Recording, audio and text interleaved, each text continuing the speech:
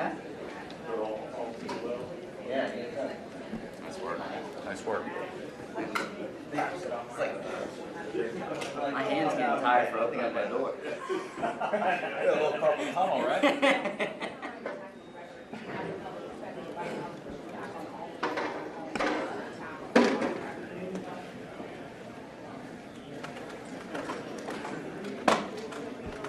There you go.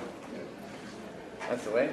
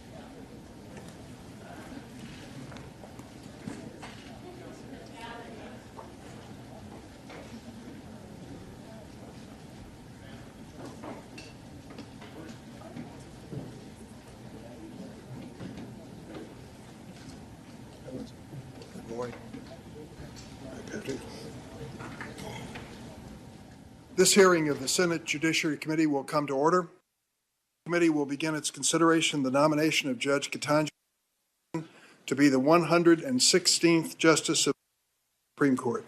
Welcome, Judge Jackson, and to you and your family. Thank you, Senator. This is a moment, and you have much to be proud of.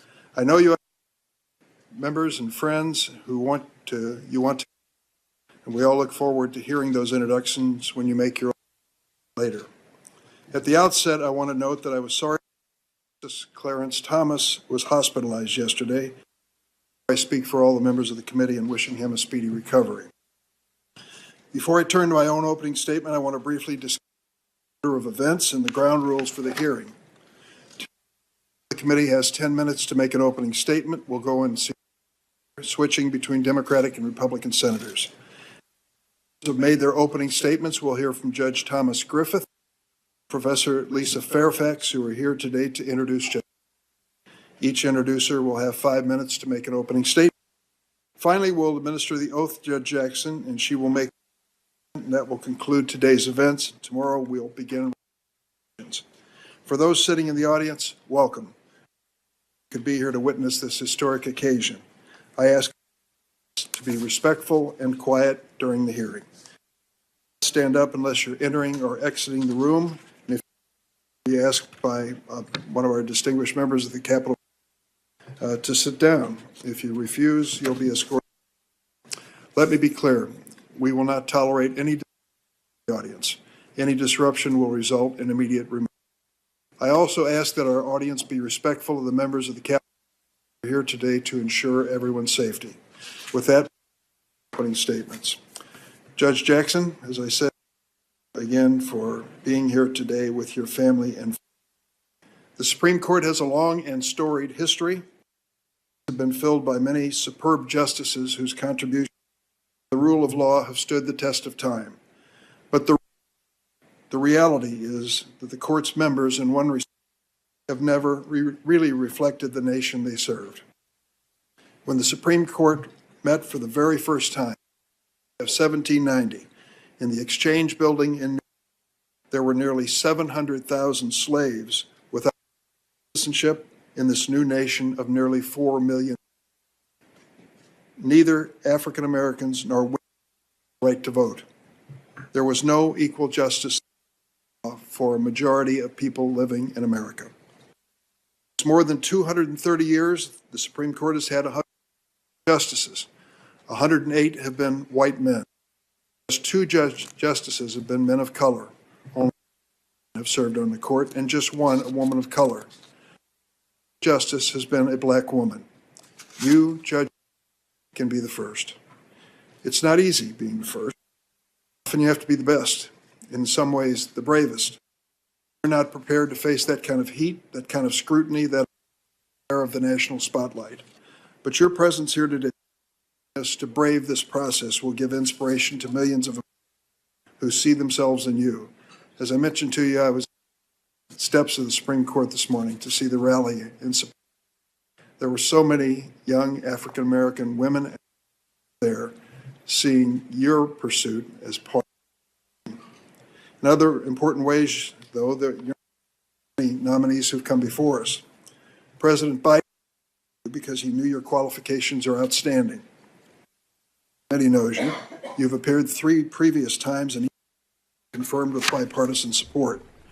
And your professional record of life experience tell us what kind of lawyer, what kind of judge, and what kind of person you really are.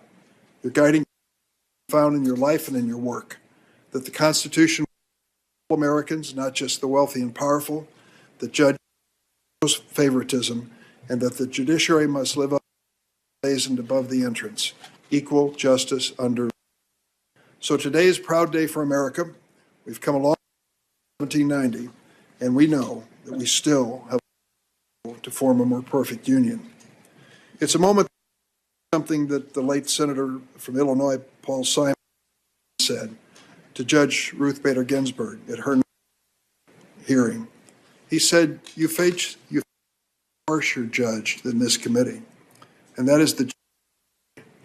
And that judgment is likely to revolve around the question, did she restrict freedom or did she expand it? This statement time and again because it asks a vital question. History judge us. Judge Jackson, I have no doubt will remember you as a justice who never stopped working to defend. But I also ask the members of this committee, as this landmark confirmation process, to consider how each senator, as we face our constitutional responsibility to advise and consent. This moment also something President Barack Obama, another trailblazer, said, Illinoisan, when the late Justice John Paul Stevens, President Obama said, while we cannot replace experience or wisdom, I will seek someone with similar an independent mind, a record of excellence and integrity, dedication to the rule of law, and a keen understanding of the daily lives of America. Much like Justice Stevens, cannot replace Justice Breyer. But with you, we have a nominee who embodies the same qualities as outstanding justices. You're independent-minded and understand the critical importance of judicial independence. Your record of integrity, from the championship debate team at Palmetto Senior High School to Harvard and Harvard, to your 3 judicial clerkships, your work as a defender, a lawyer in private practice, a member of the commission, a federal district judge, and circuit court judge. Throughout your career, you've been a champion for the rule of law, determined even at the risk of public criticism. At the United States Sentencing Commission, a bipartisan group which reflects the spectrum of American thinking on law enforcement, you set out to truly represented congressional intent when it came to criminal sentencing fairer. And you did it by finding common ground. During your tenure on that commission, 95% of the commission's votes were either unanimous. For example, the commission implemented the Sentencing Act, a law that I negotiated with then Senator Jeff Sessions, that reduced the infamous 100-to-1 crack powder sentencing disparity. And you joined every one of your colleagues to make that change to the sentencing guidelines retroactive. You gave a powerful speech, and I'm going to quote it. You said there is no excuse for insisting that those who are serving excessive sentences under the long disputed and now discredited prior guideline must carry on as though none of this has happened. The vote in favor of retroactivity was unanimous on the commission. Republicans and Democrats shared your view. And you've gone to great lengths to explain how the law affects real people. Indeed, with your nomination, we can be confident that the court, its role, and its decisions will be more understandable to the American public. In your time on the bench, you've taken the time to explain your decisions and their consequences. When you were before this committee just last year for your D.C. Circuit hearing, you described how you, quote, take extra care to communicate with parties. You added, and I quote, I speak to them directly and not just to their lawyers. I use their names. I explain every stage of the proceeding because I want them to know what's going on. As a result of that approach, you've made the law more approachable to litigants and American people. The cameras and the lights here today can make it easy to forget that at its core, the responsibility you seek is one of service. And I'm fully confident you'll serve Americans from all walks of life, all backgrounds, fairly and faithfully. Now, there may be some who claim, without a shred of evidence, that you'll be a rubber stamp for this president. For these would-be critics, I have 4 words. Look at the record. Your complete record has been scoured by this committee on 4 different occasions.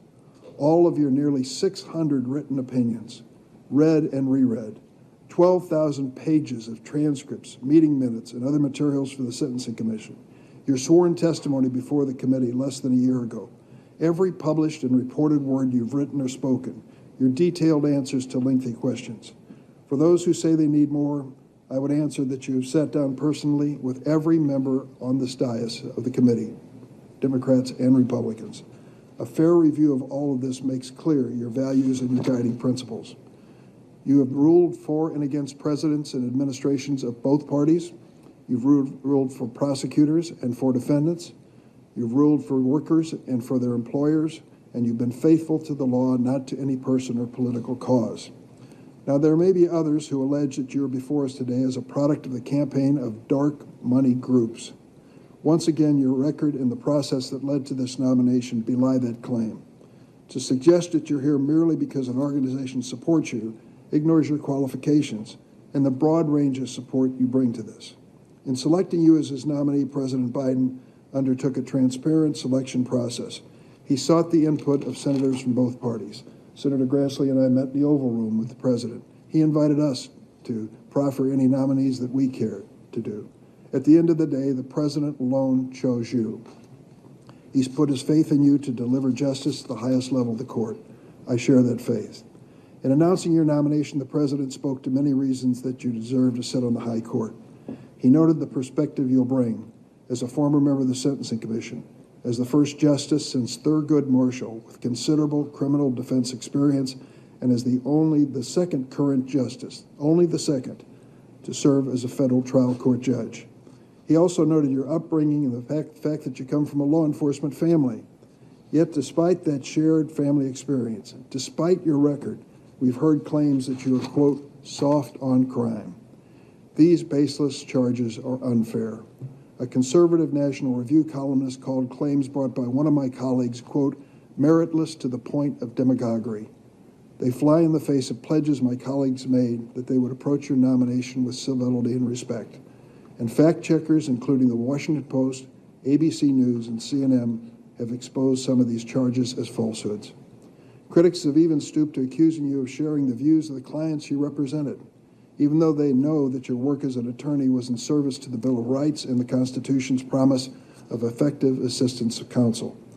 Would law enforcement officials and organizations, including the International Association of Chiefs of Police, the National Organization of Black Law Enforcement Executives, and the Fraternal Order of Police have endorsed your nomination if you were soft on crime? Of course not. I'm confident the American people will see through these attacks and any other last-minute attempts to derail your confirmation. In closing, I want to share the words of one more Illinoisan, if you bear with me, a rather famous one named Abraham Lincoln. In August 1864, At the height of the Civil War, President Lincoln addressed the 166th Ohio Regiment. Lincoln said to the soldiers, and I quote, "I happened temporarily to occupy this big White House. I am living witness that one of your children may look to come here as my father's child has." Judge Jackson, we are all just temporary occupants of the Senate, the House, even with a lifetime appointment to the highest court in the land. You, Judge Jackson, are one of Mr. Lincoln's living witnesses of an America that is unafraid of challenge, willing to risk change, confident of the basic goodness of our citizens. And you are living witness to the fact that in America, all is possible. I now recognize my colleague and friend, the ranking member, Senator Grassley.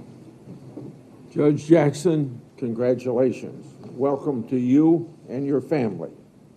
I thank you for taking time to visit with me in my office after the President nominated you. Since President Biden announced his nominee for the Supreme Court, I've been encouraging my colleagues to schedule meetings with you, Judge Jackson, and they have come off. In addition, I've continually emphasized the need for a thorough, respectful process by the committee. Now I want to talk a bit about what everyone watching should expect from this hearing and what they shouldn't expect at the hearing. We will conduct a thorough, exhaustive examination of Judge Jackson's record and views. We won't try to turn this into a spectacle based upon alleged process fouls. Good news on that front, we're off to a very good start. Unlike the start to the Kavanaugh hearings, we didn't have repeated choreographed interruptions of Chairman Durbin during his opening statements, like Democrats interrupted me for more than an hour during my opening statement on the Kavanaugh hearings. What we will do, however, is ask tough questions about Judge Jackson's judicial philosophy. In any Supreme Court nomination, the most important thing that I look for is the nominee's view of the law, judicial philosophy, and view on the role of a judge in our constitutional system. I'll be looking to see whether Judge Jackson is committed to the Constitution as originally understood.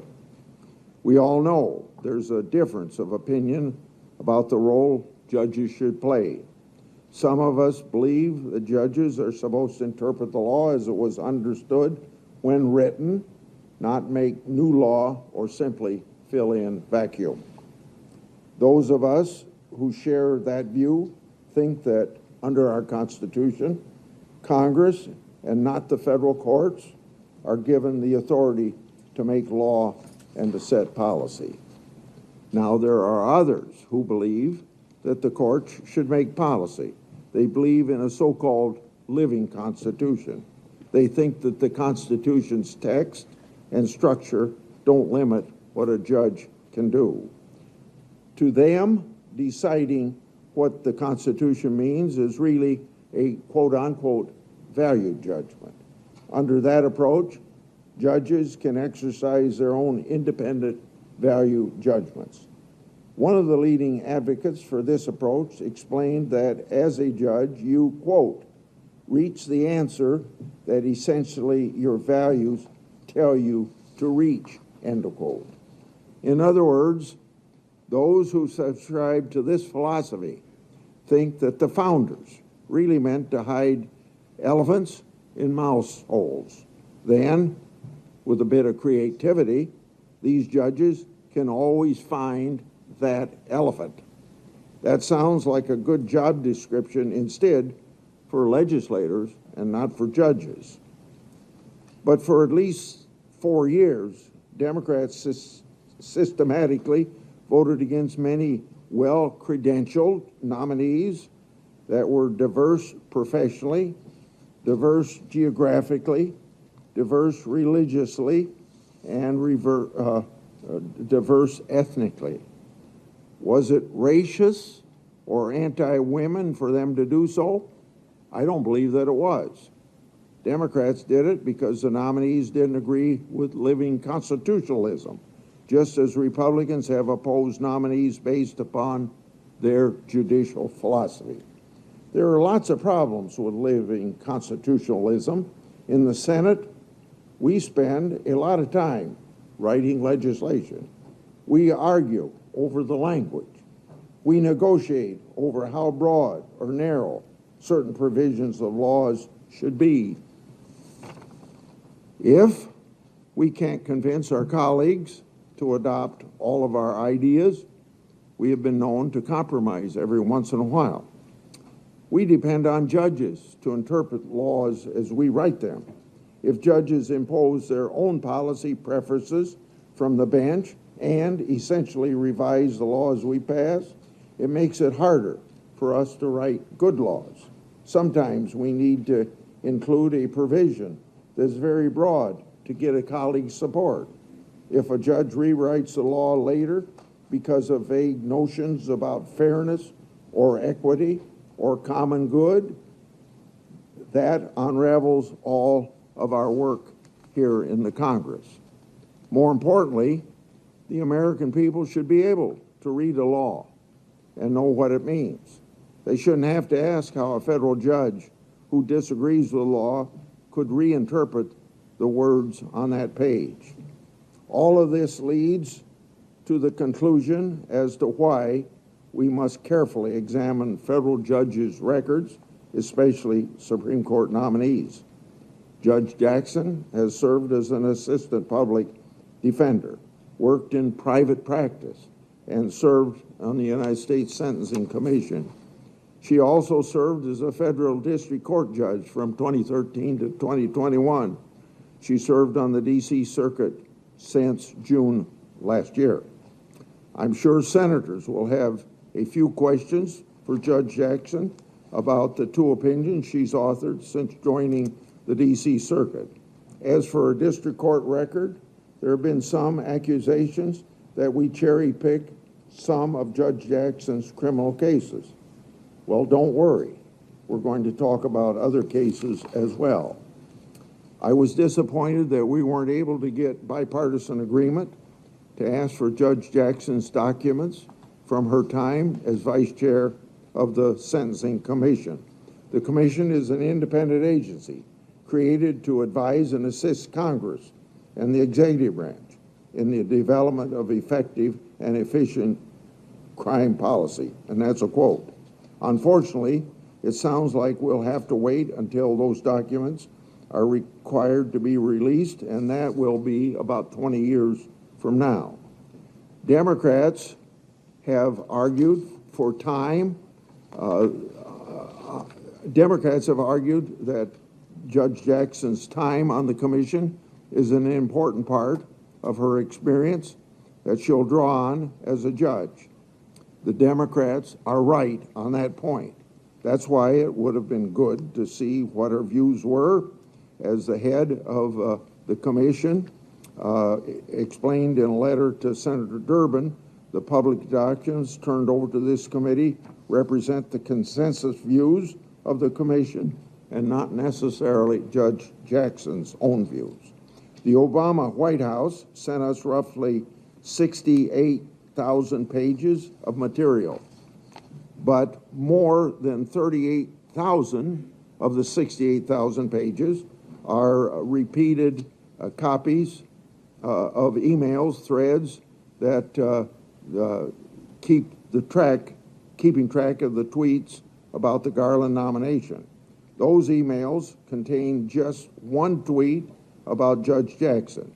More than 13,000 of the 68,000 pages are just lists of previous nominations.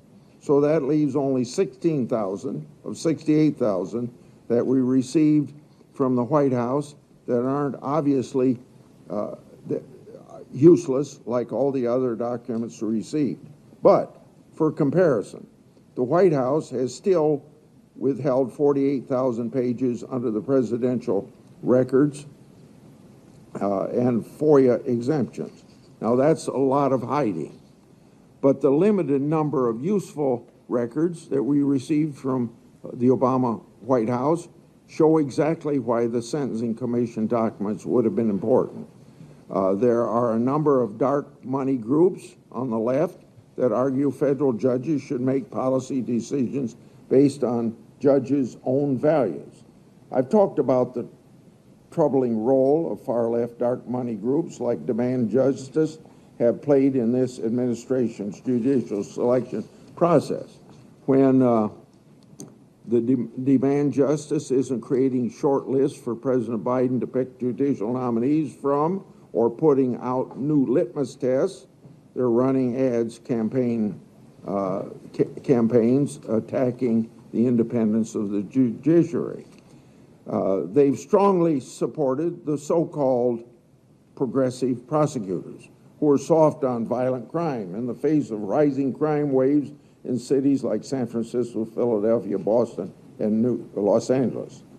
Now, what does that have to do with the nominee before us? The Obama White House records indicate that a co-founder of the Demand Justice played an important role in Judge Jackson's nomination to the Sentencing Commission and the District Court. The Demand Justice co-founder even interviewed Judge Jackson about the nomination to the Sentencing Commission. It would be helpful to know what Demand Justice co-founder learned from that process and why they strongly support Judge Jackson. However, it isn't all been bad on the document front, I want to make clear. We'd asked for briefs that aren't available online for D.C. Circuit cases Judge Jackson worked on as an attorney.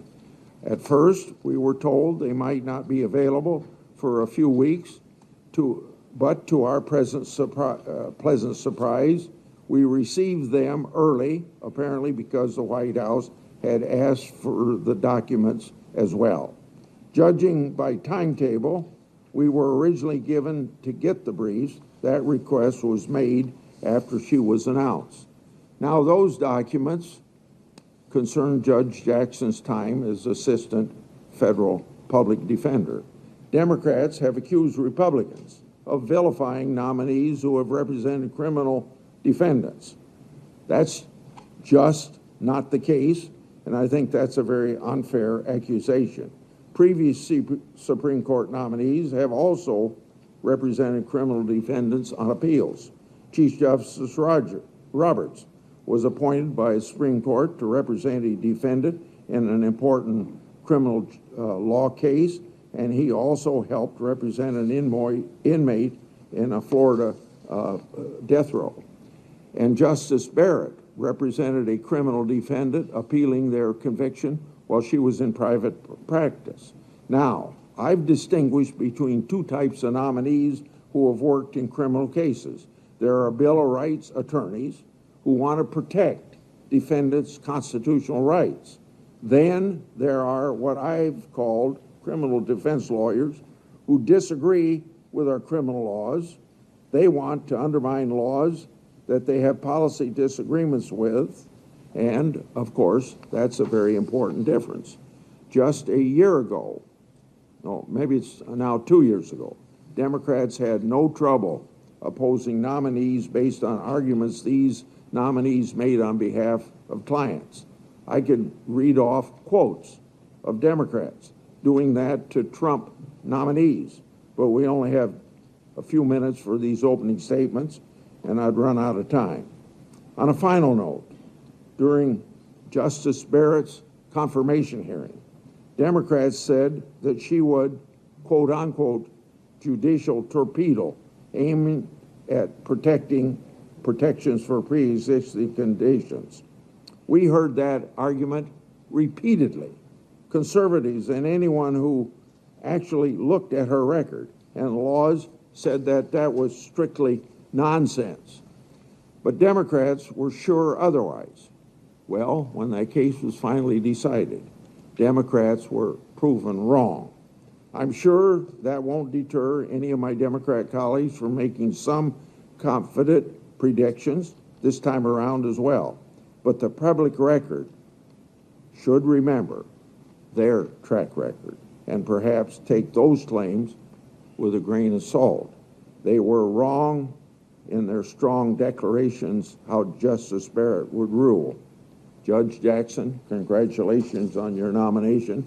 I look forward to hearing from you about your record, your views on the law, and your judicial philosophy. Thank you.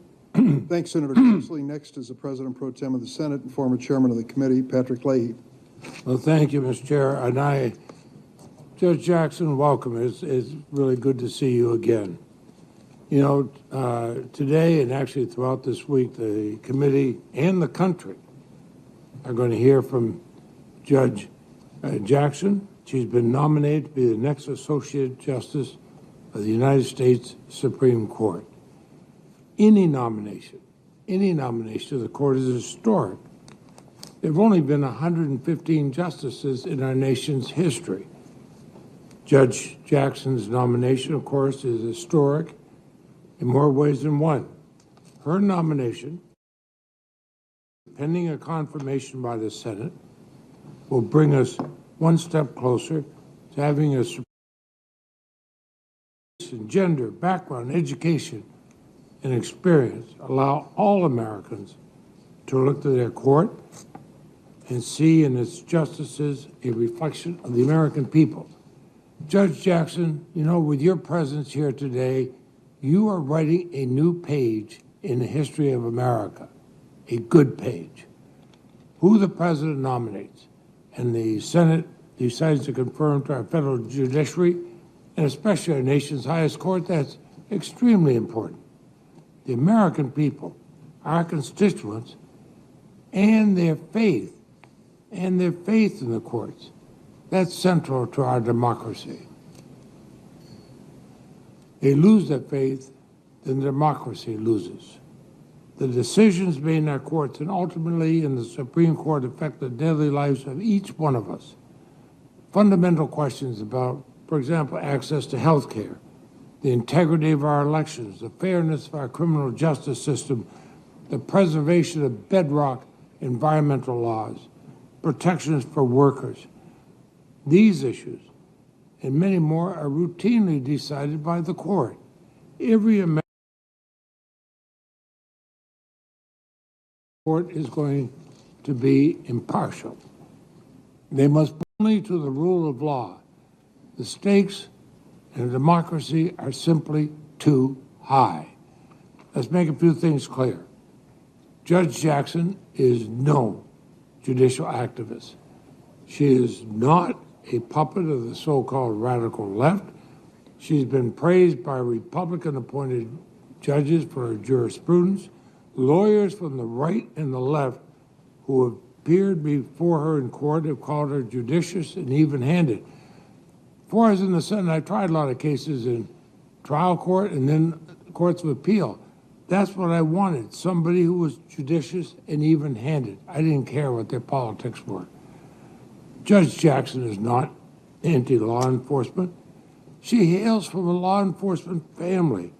She's also won the support of preeminent national law enforcement organizations, including the National Fraternal Order of Police. And no, she's not soft on crime. Her background as a federal public defender would bring an informed perspective of our criminal justice system to the Supreme Court. I'm proud of being a former prosecutor, but confidence in my prosecution of a case was strongest when I knew the defendant had the best possible representation. When both sides and the presiding judge have a real grasp of our criminal justice system, that's when justice is most likely to be done. So I would say that Judge Jackson's background is not a liability to the court. It's a much needed asset to the court. And since her nomination, again here today, we've heard about the long distinguished record of Judge Jackson, graduate of Harvard Law School, a judicial clerk at the district, circuit, and Supreme Court level, a federal appellate judge, a federal district court judge, a member of the U.S. Sentencing Commission, an attorney in private practice, and a federal public defender. What a resume.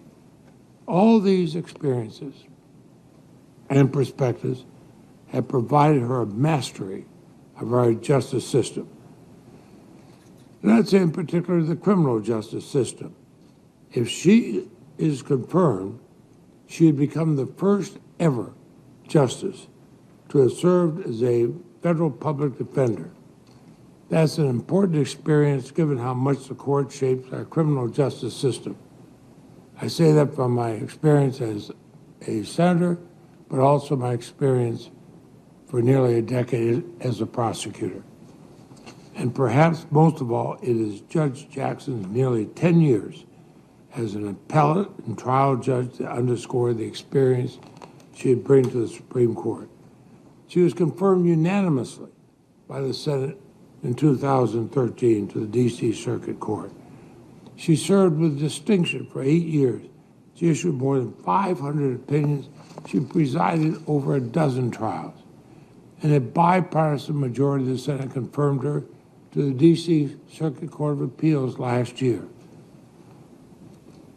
Let's be honest, she's a fair and impartial jurist with a fidelity to the law above all else. That's what Americans want to see in a Supreme Court justice. Years of so-called judicial wars have left Americans feeling like our courts have become increasingly partisan. The extreme interests of pressure groups on both sides of the political spectrum have left the American people wondering if they can get a fair shake in our courts. And yet, in this moment, we have before us a unique opportunity to change that narrative. I'm under no illusion that we can mend this process overnight. But we have before us a nominee who has brought us together across party lines before, and one I hope we can bring us back together again. The Senate can change course, return to how we fairly and objectively evaluate nominees. We can do that with a highly qualified nominee we have in Judge Jackson. Now, as Chair Durbin said, I'm the President pro tempore of the Senate. I'm a former chairman of this committee. I've participated in 20 prior Supreme Court nomination processes, most leading to confirmation, a small handful not. In fact, the first justice I voted on was from your state, Senator Durbin, John Paul Stevens. I've supported nominees from both Democratic and Republican presidents. And in Judge Jackson, I found a distinguished nominee with an unassailable record that merits our respect regardless of party. I believe the American people will see in her what I've come to learn in my review of her career and her life story. Her nomination is a reflection of the arc of our democracy, the arc that bends towards justice, as Dr. King once said. Although in fits and starts with every generation, we have sought to become more inclusive, more representative. We have looked at citizens, civic leaders, elected representatives, and yes, to judges to strengthen our democracy, and to recognize that our strength comes from our diversity. Judge Jackson's story, her nomination today, is part of the evolving story of America. So, Judge Jackson, I want to congratulate you on this nomination.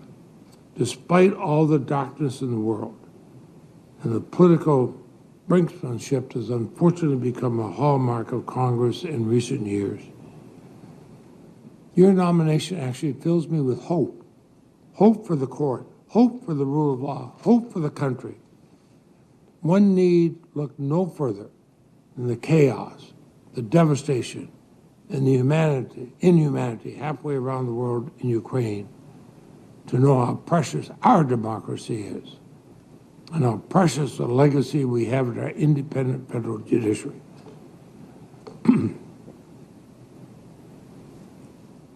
I need look no further than my own grandchildren, all of them, to know how necessary our fight for freedom, fairness, and equality is.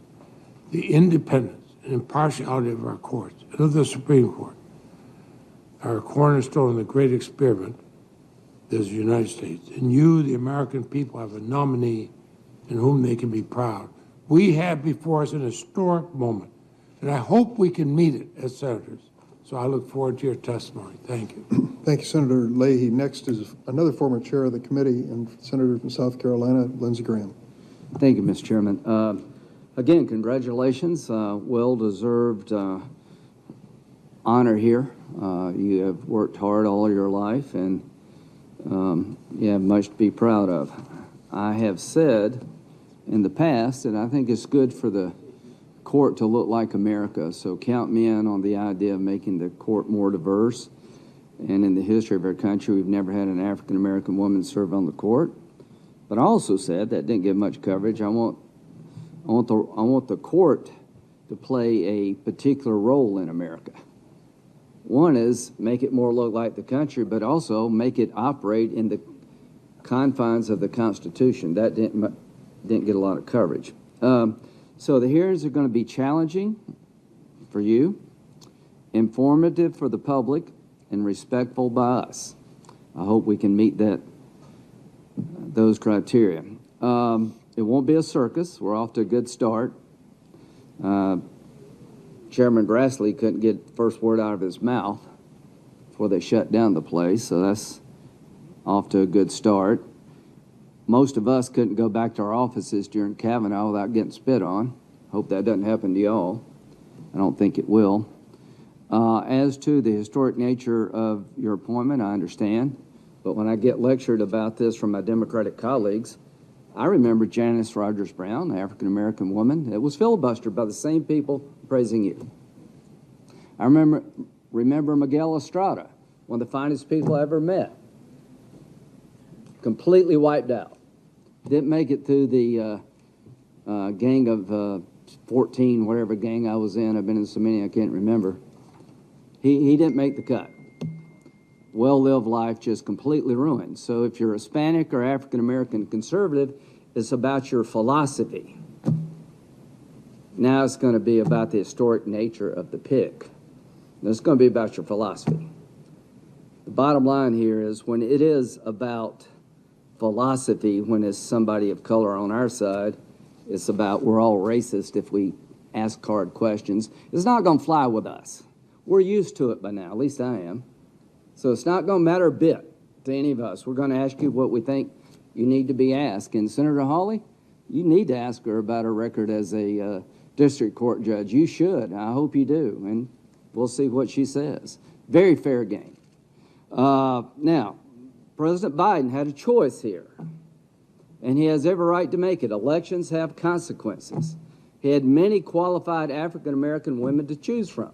He chose you. Michelle Childs, a district court judge from South Carolina, supported by Jim Clyburn. That was in the mix. I think it came down to about 2, 3, 4 people. Don't know for sure, but that's what the press was reporting. And when it came to Judge Childs, this Arabella group, Senator Whitehouse, you talk about dark money, you may be onto something. This Arabella group is funded by Soros and some other liberal billionaire. They got so many groups within their group, I can't name them all now, but they basically said if you pick Childs, you may have a primary opponent. The FL-CIO said Judge Childs was a union buster. The attacks from the left against Judge Childs was really pretty vicious, to be honest with you. So you say, Judge Jackson, you don't have any judicial philosophy per se. Well, somebody on the left believes you do. Or they wouldn't have spent the money they spent to have you in this chair. So we're going to find out how that statement holds up over time. A viewer's guide to this hearing. She will be asked about her sentencing practices as a district court judge, and she'll have a chance to explain her reasoning, and you can make up for yourself what this means, but it's good to be asked. About her legal views, I'll ask her about the law of armed conflict and her view of the law of armed conflict. The fact that you represent a Gitmo detainees is not a problem with me. Everybody deserves a lawyer. You're doing the country a great service when you defend the most unpopular people. But I do want to know about your amicus briefs after you're no longer a defense counsel weighing into the Supreme Court about how they decide law of war issues. That matters a lot to me. I think it does matter that the groups that came to your aid at the expense of Judge Childs, how did that happen, and why were they doing what they were doing? What is it about your nomination that the most liberal people under the umbrella of Arabella threw in their money, their time, their support, and threatened Joe Biden if he picked Judge Childs? I want to know more about that. I want to know about your judicial philosophy, because people on the left, the far extreme part of the left, believe that you were the best bet. And I want to know why they reached that conclusion. Maybe there's no explanation you can give us, but we'll talk about that. Now, when we say this is not Kavanaugh, what do we mean? It means that Democratic senators are not going to have their windows busted by groups. That's what it means. It means that no Republican senator is going to unleash on you an attack about your character when the hearing is virtually over. None of us, I hope, have been sitting on information about you as a person for weeks or months. You come into our offices and we never share it with you to allow you to give your side of the story. We wait to the very last minute when the hearing's about to be gavel concluded and say, oh, by the way, I've got this letter. And so happened that every media outlet in the country had the letter too. So the next morning there were headlines all over the country, really, accusing Judge Kavanaugh of being basically Bill Cosby. None of us are going to do that to you. And if any of us does that to you, all hell will break out. And it should. The media will be your biggest cheerleader. They're in your camp. They have every right to pick who they want to pick. There won't be this constant attack on you like Judge Kavanaugh and other conservative judicial appointments. There won't be any questioning of where you go to church, what kind of groups you're in church, how you decide to raise your kids, what you believe in, how you believe in God. Nobody's going to do that to you. And that's a good thing. So you're the beneficiary of a lot. You're the beneficiary of Republican nominees having their life turned upside down. And it didn't work. So I'm hoping that we can have a hearing that's respectful, that's informative, that's challenging. And President Biden has every right to pick who he'd like to pick. That comes with winning the White House. And I've been very inclined to support the picks of people that I would not have chosen. But this is a new game for the Supreme Court. And this game is particularly disturbing to me because there's been a wholesale effort of the left to take down a nominee from my state. And I don't like it very much. And if that's the way the game's going to be played, then I'll have a response, and I don't expect it to be reward that way of playing the game. Judge Childs would have gotten 60-plus votes. There had been people in my caucus that would have voted for her, even though we knew she would be a reliable liberal vote, because I and Senator Scott would have stepped up. Now we're picked. Now we're facing a choice sponsored by the most radical elements of the Democratic Party when it comes to how to be a judge. They have the most radical view of what a judge should do, and you were their choice. And you'll be asked, do you support expanding the Supreme Court? I hope you can give us an answer, because it shouldn't be hard. Either you do or you don't. Justice Ginsburg said no. She thought if you just changed the number of the court every time somebody new came in power, it would ruin the court in the eyes of the public and make it a joke over time. I agree with that. So I hope you can give us an answer to that question, because I think the court would be better off if the judges stood up for the court. If the judges told politicians, don't play this game with the court, because over time nobody wins. So congratulations. It's going to be a couple of interesting days, and we're off to a better start than we have been in the past. And the one thing I can promise you, you will not be vilified, you will not be attacked for your religious views, you will not be accused of something that you could not defend yourself against until it was too late. Thank you. Thank you, Senator Graham. Senator Feinstein. Thanks very much, Mr. Chairman. I want to begin by congratulating you, Judge Jackson, on this appointment. I've reviewed the records of a number of judicial nominees during my service on this committee. This is actually the 10th set of confirmation hearings for a Supreme Court nominee that I've participated in during my time in the Senate. And looking at your record, it's clear that you have the qualifications and the experience and the knowledge needed to serve on the Supreme Court. And as a woman, it makes me very proud of that. As we begin these hearings, we as senators take seriously our constitutional duty to advise the President on his appointment of a new Supreme Court justice. In the current term alone, the Supreme Court is addressing cases on issues that are foundational to who we are as a country. Let me just give you 3 examples. The court is considering a woman's fundamental right to control her own body and make her own health care decisions. It is considering the legal authority of the Environmental Protection Agency to fight climate change. And it's considering whether states have the power to enact common sense gun safety protections. As a former mayor, I saw how these problems affect people, everyday people, on everyday streets throughout my city and then subsequently the state of California. This is not your first time at this. In fact, it's your 4th time in front of this committee. The full Senate has already confirmed you on a bipartisan basis 3 times to serve as Vice Chair of the U.S. Sentencing Commission in 2010, as a federal district court judge 2013, and as a federal appellate court judge in 2021.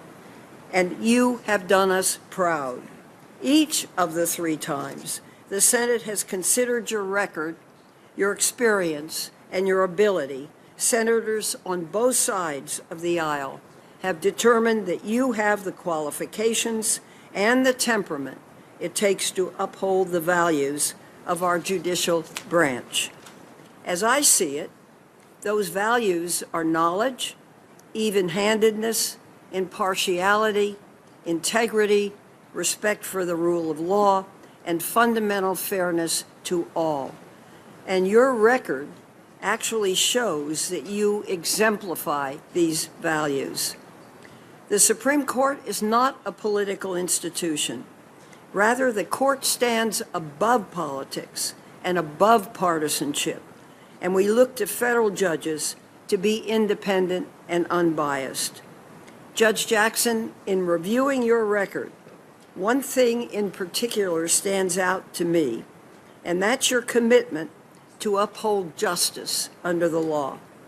This is one of the ultimate responsibilities of the Supreme Court, and your record suggests to me that you understand the weight of that responsibility. You've had several mentors early in your career who I understand were important in instilling these values in you as a young lawyer. One of those mentors were Justice Stephen Breyer, who you served as a law clerk and to whose seat on the Supreme Court you have now been nominated. What a treat for you to see that happen, and I know for him as well. Justice Breyer has been a thoughtful and even-handed judge throughout his career. So you have learned from the best, and you have brought those lessons and that dedication to equal justice with you throughout your career in the law. You have strong credentials.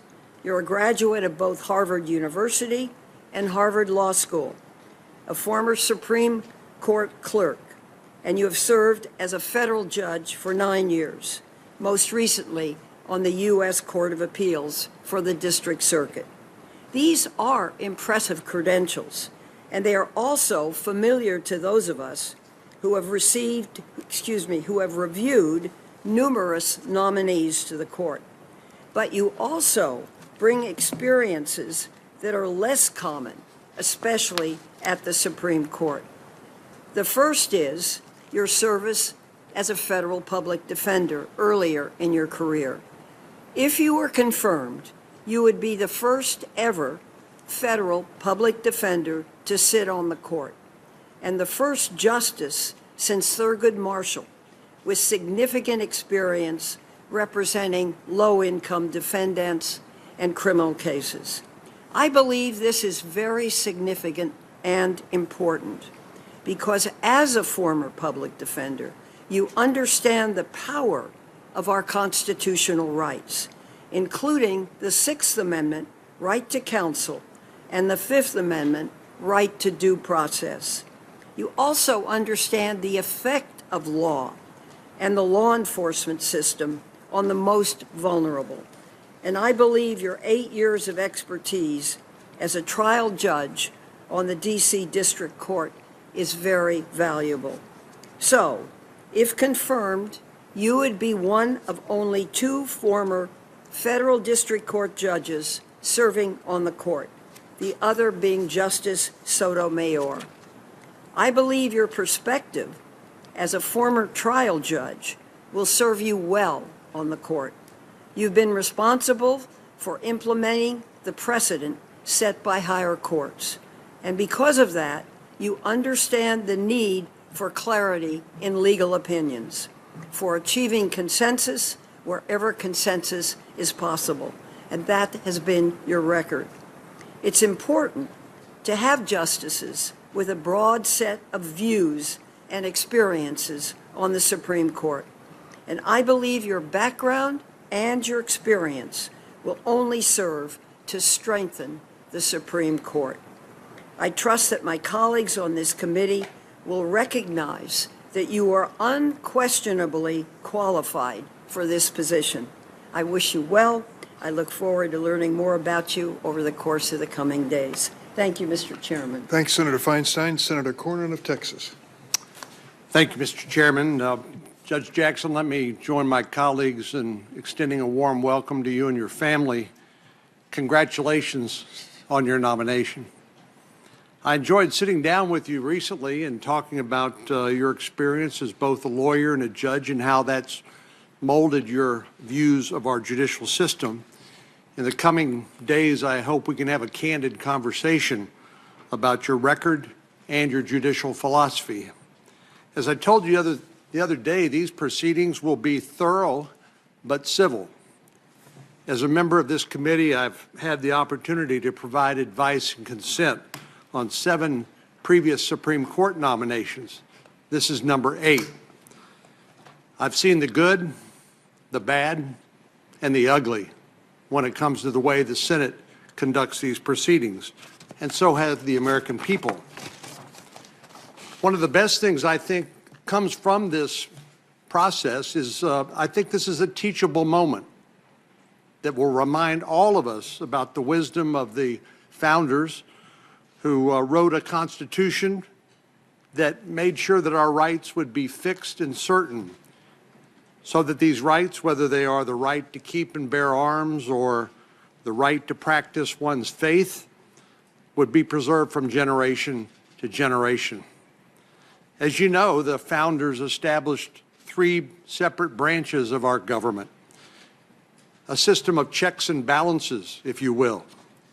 This was done for the purpose of preserving individual freedom and avoiding tyranny, and ensure that our government was ultimately accountable to the people, from whom all political power derives.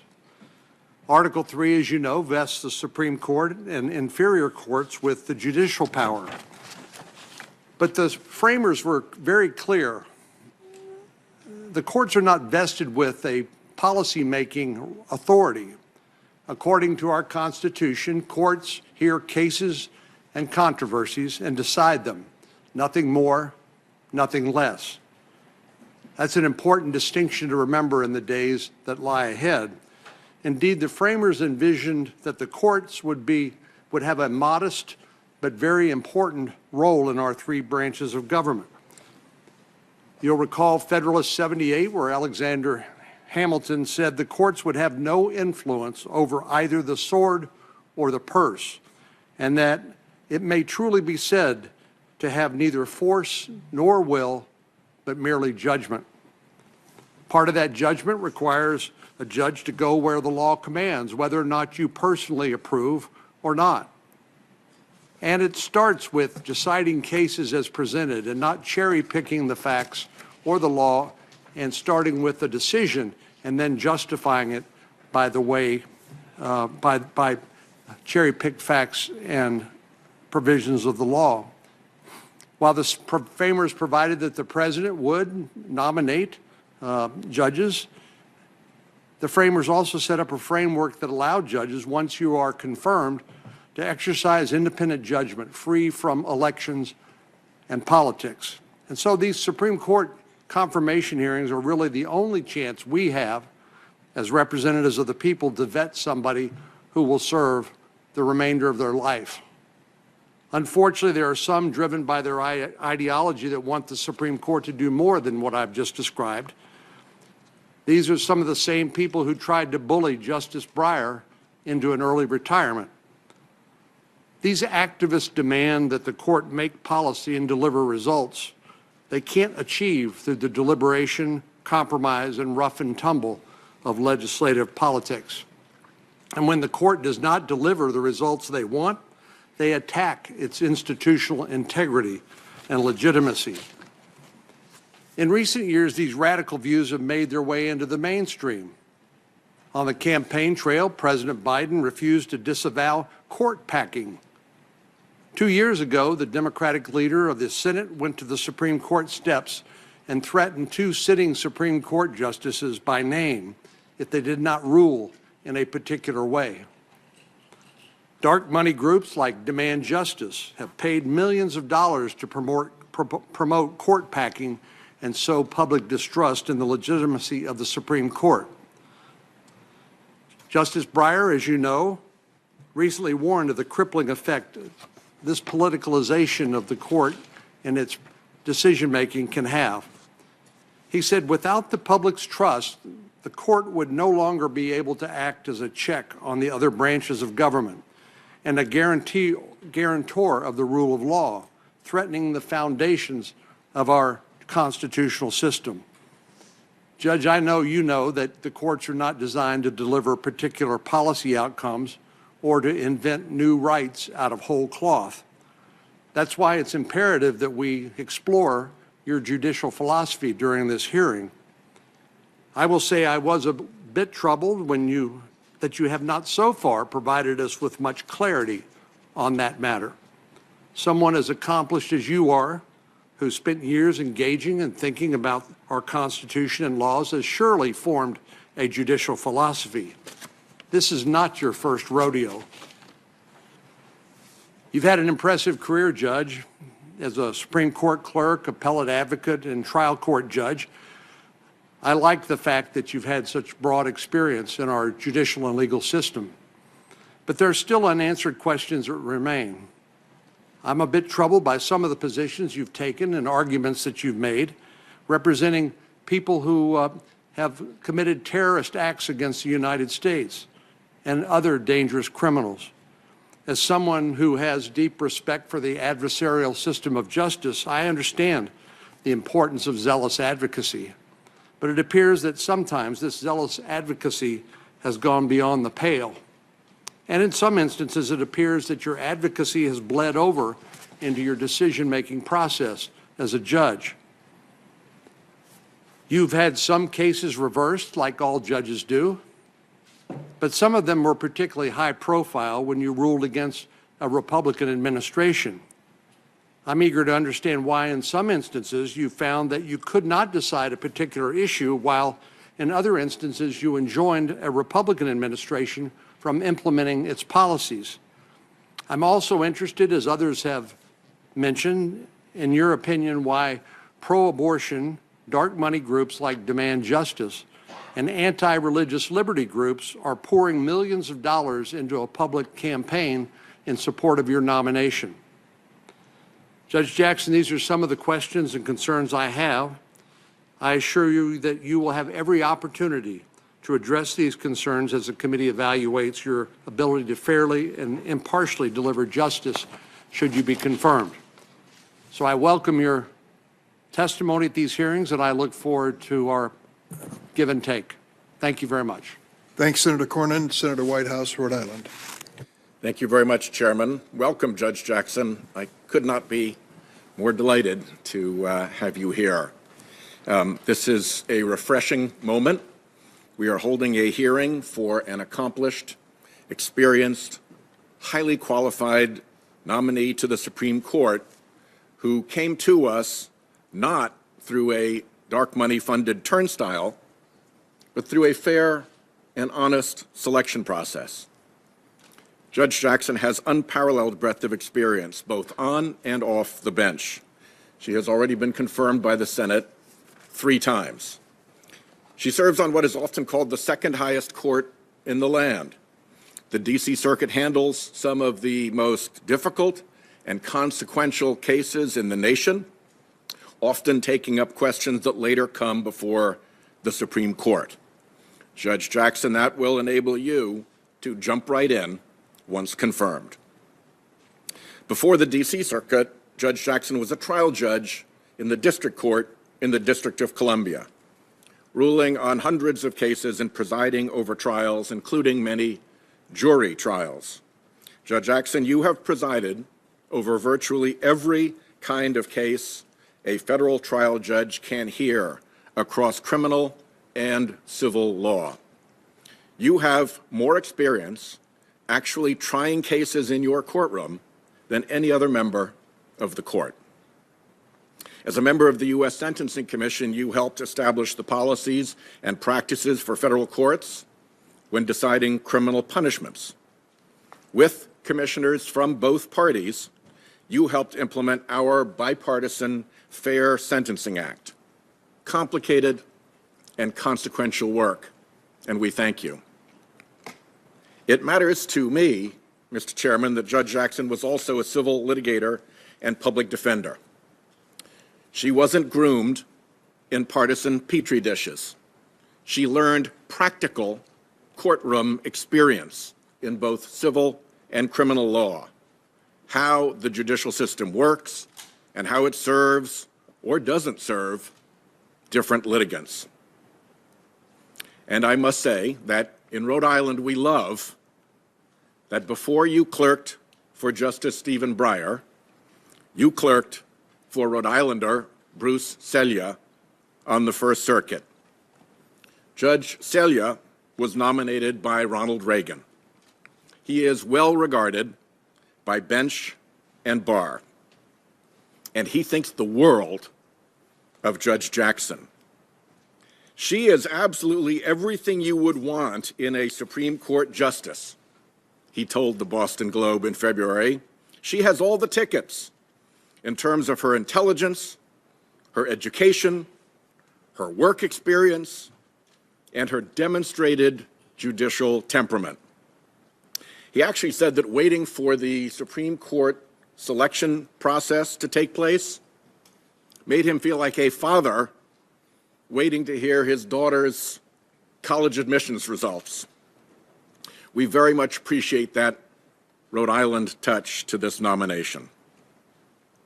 Judge Jackson is steadfastly committed to the Constitution and the rule of law, and her record reflects the type of even-handedness and independence that will make her such a good Supreme Court justice.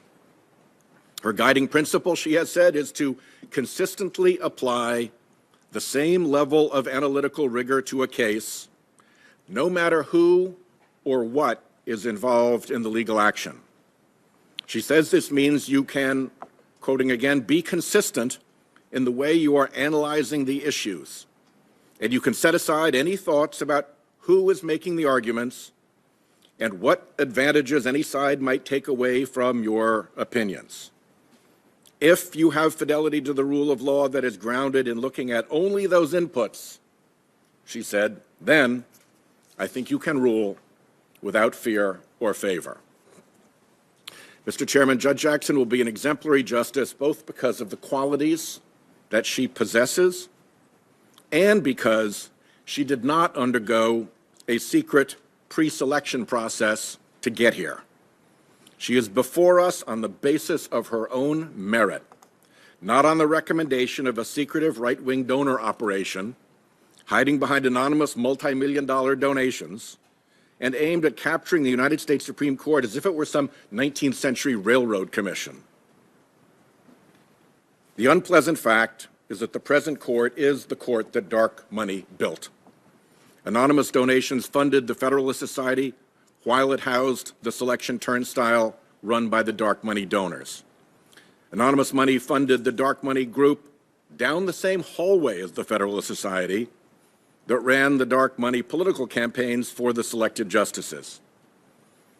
And because of all that secrecy, Americans are denied any real understanding of the overlap of all that dark money with the political dark money funding the Republican Party, which could well explain the wreckage of Senate norms, rules, and procedures that accompanied the confirmation process of recent nominees. Judge Jackson's nomination and the process by which she was selected stand in sharp contrast.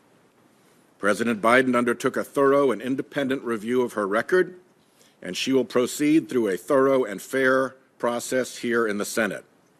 We will abide by the new precedents set by Republicans in recent years, but we will not be fabricating new ones. We've already seen dark money groups use dark money to run ads charging that dark money swayed this selection. We are hearing that again today. Ironic, when hundreds of millions of dollars in right-wing dark money built the current court majority and still signals its wishes through flotillas of dark money front groups posing as amici curiae. I welcome the debate on these points, and I look forward to hearing more from the excellent nominee before us. Judge Selya counted the late Justice Ruth Bader Ginsburg an old friend. I see some of the same qualities in Ketanji that I saw in Ruth, he said. Humility, the ability to inspire others in a quiet way, not at the top of her voice. Some people, he said, have the capacity to inspire by example and the force of their reason. Judge Jackson, I'm certain your capacity to inspire through force of reason will be on display here this week. Thank you, Chairman Durbin, for your leadership of the hearing, and thank you, Judge Jackson, for being with us today. Thanks, Senator Whitehouse. Senator Lee of Utah. Thank you, Mr. Chairman, and thank you, Judge Jackson, for joining us today. I appreciated the conversation you and I had in my office a few days ago, and your willingness to engage in a lively, interesting conversation during that. I look forward to more of that this week. I've enjoyed also meeting your husband and your two lovely daughters. They're wonderful people. I'm grateful to you for your service to the federal judiciary and as a member of the bar. You bring to the court, as I mentioned to you last week, a unique set of experiences. If you're confirmed, you will be someone who has served at all three levels of the federal judiciary. And as a result of that, you'll have a perspective that's different than that of most who have served on that court during the modern era. And I appreciate your willingness to be considered and to be here to talk to us about our questions. I echo what many of my colleagues have said today, in that I am dedicated, as I always have been, to making sure that these hearings are respectful. Engaging in the politics of personal destruction is not something we should ever aspire to. It is something that has occurred on this committee in the context of Supreme Court nominations. I'm pleased to say that it has never been under Republican leadership that such attacks have occurred, and I intend to make sure that this hearing is no exception to that. There are a few reasons for that. First and foremost, the most obvious is that respect to human beings requires it. Secondly, it's important because if we focus on personal attacks, that means we will be betraying our duty under the Constitution and to our constituents to make sure that we do our jobs fairly and properly. When we're focused on things that we have no business doing, like bringing forward spurious, last-minute, uncorroborated accusations of a personal nature, we neglect the importance of talking about the jurisprudential role, the philosophy that guides individual jurists, and the document that we're all sworn to uphold and protect, the Constitution of the United States. It's also important for an additional reason, a third reason. It has to do with the fact that having been nominated to this position, we know that you stand a very decent likelihood of ultimately being confirmed to this position, in which case you'll serve as a member of the Supreme Court of the United States. And I think it's important that even when, especially when, we disagree with decisions issued by that tribunal, we as a committee, as the Senate Judiciary Committee, not engage in speech or behavior that would undermine the legitimacy of the Supreme Court of the United States. You see, it's the legitimacy of the courts that gives them their potence, their power, their significance in our system of government. We all have a duty to make sure that we don't undermine that very thing that we purport to be protecting.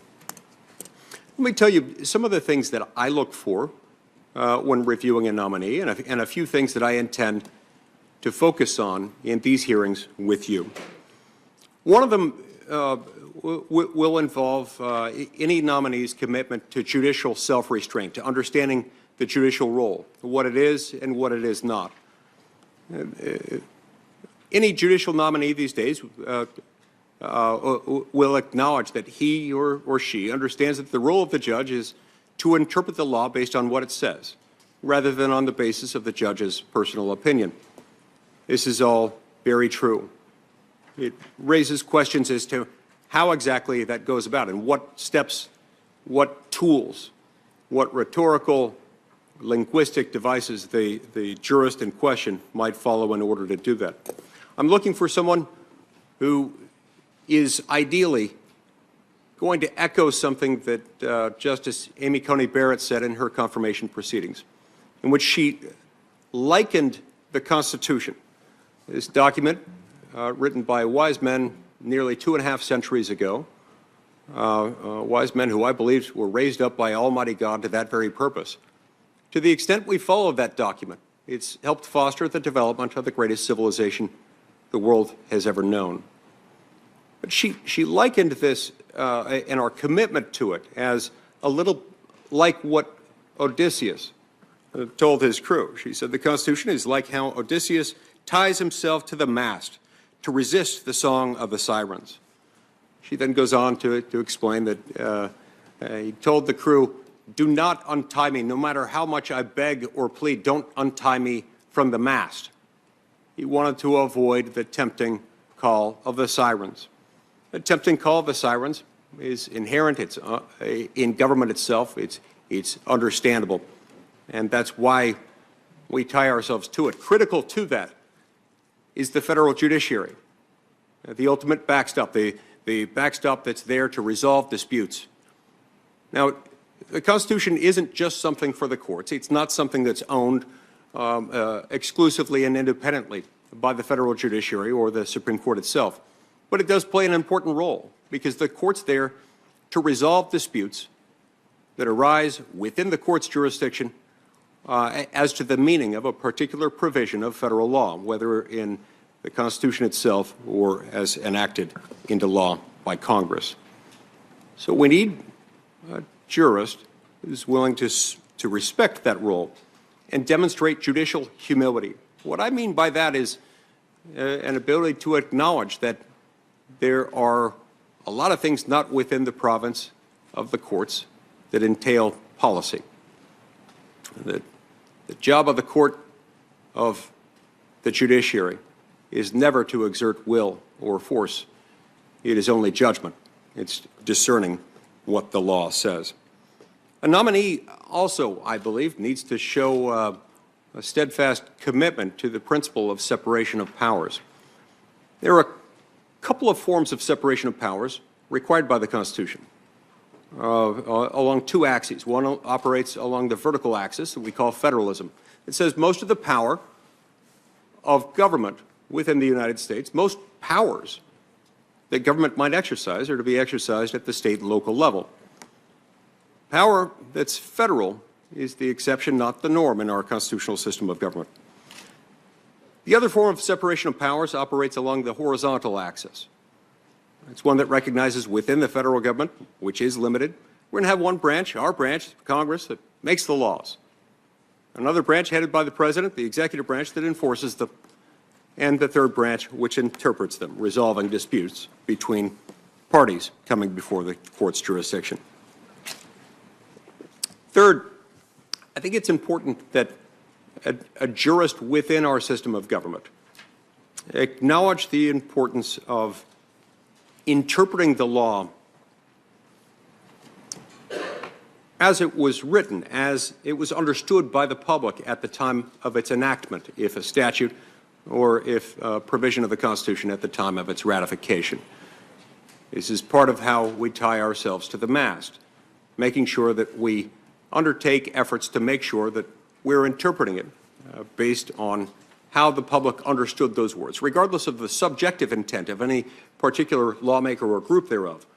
The public meaning at the time it became law. This is how we maintain the rule of law. This is part of how we've given force to this greatest civilization that human history has ever recorded. It's through the rule of law and tying ourselves to that mast. There are increasing threats to this. We've seen those threats arise with efforts to delegitimize the court, and I'm sickened every time I see or hear or experience one of those efforts to delegitimize it. We've heard some today, in fact, comments that I think by their very nature delegitimize the court. Another thing that can delegitimize the court are arguments made in favor of packing the Supreme Court. This was attempted by President Franklin D. Roosevelt in 1937. It did lasting damage to the court. It didn't succeed as a legislative matter. But it's arguable that it left a mark, and not a pretty one. There is nothing in the Constitution that requires us to have 9 and only 9 justices. That is, under the Constitution, left to Congress's determination. But 9 is a number that works. It's worked now for 152 years. It's not one that we ought to revisit, and it's one that Supreme Court justices of various ideologies, including your former boss, Justice Breyer, whom I really enjoyed getting to know when serving as a law clerk on the Supreme Court. I enjoyed our conversations with him. He, Justice Ginsburg, Justice Thomas, and so many others have been against that. We must protect the court. We may not protect the court. We lose ability to protect the court if we allow arguments to take root that are focused on expanding that and turning the court into a political body. Thank you, Mr. Chair. Thanks, Senator Lee. Senator Klobuchar of Minnesota. Thank you very much, Chairman Durbin, and thank you, Ranking Member Grassley. Judge Jackson, welcome. We met recently in my office, and we have seen you in this committee before, and we are so happy to have you back. If Senator Whitehouse is pleased that you once clerked for a Rhode Island judge, we in Minnesota are equally happy that you are wearing bold purple today, winning over both Prince and Minnesota Vikings fans the world over. I'd like to welcome your husband, Patrick, and your 2 daughters and your other family members and friends. It is clear that your family, starting with your parents, who I got to meet, who are sitting there in the front row, who once worked as teachers, that your family has been a constant source of inspiration and support for you. My mom taught 2nd grade until she was 70 years old, so I know firsthand it's pretty great to have a parent who was also a teacher and they never stopped checking your spelling. As a lawyer who also balanced work with parenthood myself, I particularly enjoyed your story, Judge, about sitting with your dad. You had a coloring book and he was studying his law books. While these hearings are truly an opportunity, as my colleagues have pointed out, for Americans to get to know your legal acumen, we also learn about your background, your experiences, your values, and for so many of us, including people watching this hearing across the country, our values start with our family. There's something else particularly special about this hearing, of course. You've been nominated by President Biden as the first Black woman to serve on the Supreme Court. That's historic, with 115 justices having served so far in our history. You're the first Black woman, and it's long past time. In fact, this entire hearing is about opening things up. The hearing room, we've opened it up with actual guests for the first time in a while. And you're opening up the Senate and the court by virtue of your very presence. You, Judge, are opening a door that's long been shut to so many. And by virtue of your strong presence, your skills, your experience, you are showing so many little girls and little boys across the country that anything and everything is possible. We're here to carry out one of this committee's most solemn constitutional obligations, to advise and consent on President Biden's nomination to the Supreme Court. But this is also a time for us to consider the Supreme Court's place in our democracy and how it impacts people. You've been nominated to Justice Breyer's seat. You clerked for him, and I know he's been and is a wonderful mentor to you. So I'd like to start with some of his words. Justice Breyer once wrote that the Supreme Court must help maintain public acceptance of its own legitimacy. He said, "It can do this best by helping ensure that the Constitution remains workable in a broad sense of the term. Specifically, it can and should interpret the Constitution in a way that works for the people of today." Making it work for the people of today. Those words, his words, are highly relevant to the court. And Justice Breyer didn't just write about those values. In his 27 years on the court, he lived them. He approached cases with a pragmatic view of the law, and he understood that reference to the Constitution requires not just a respect for the past, although it does that, but also an eye toward the future.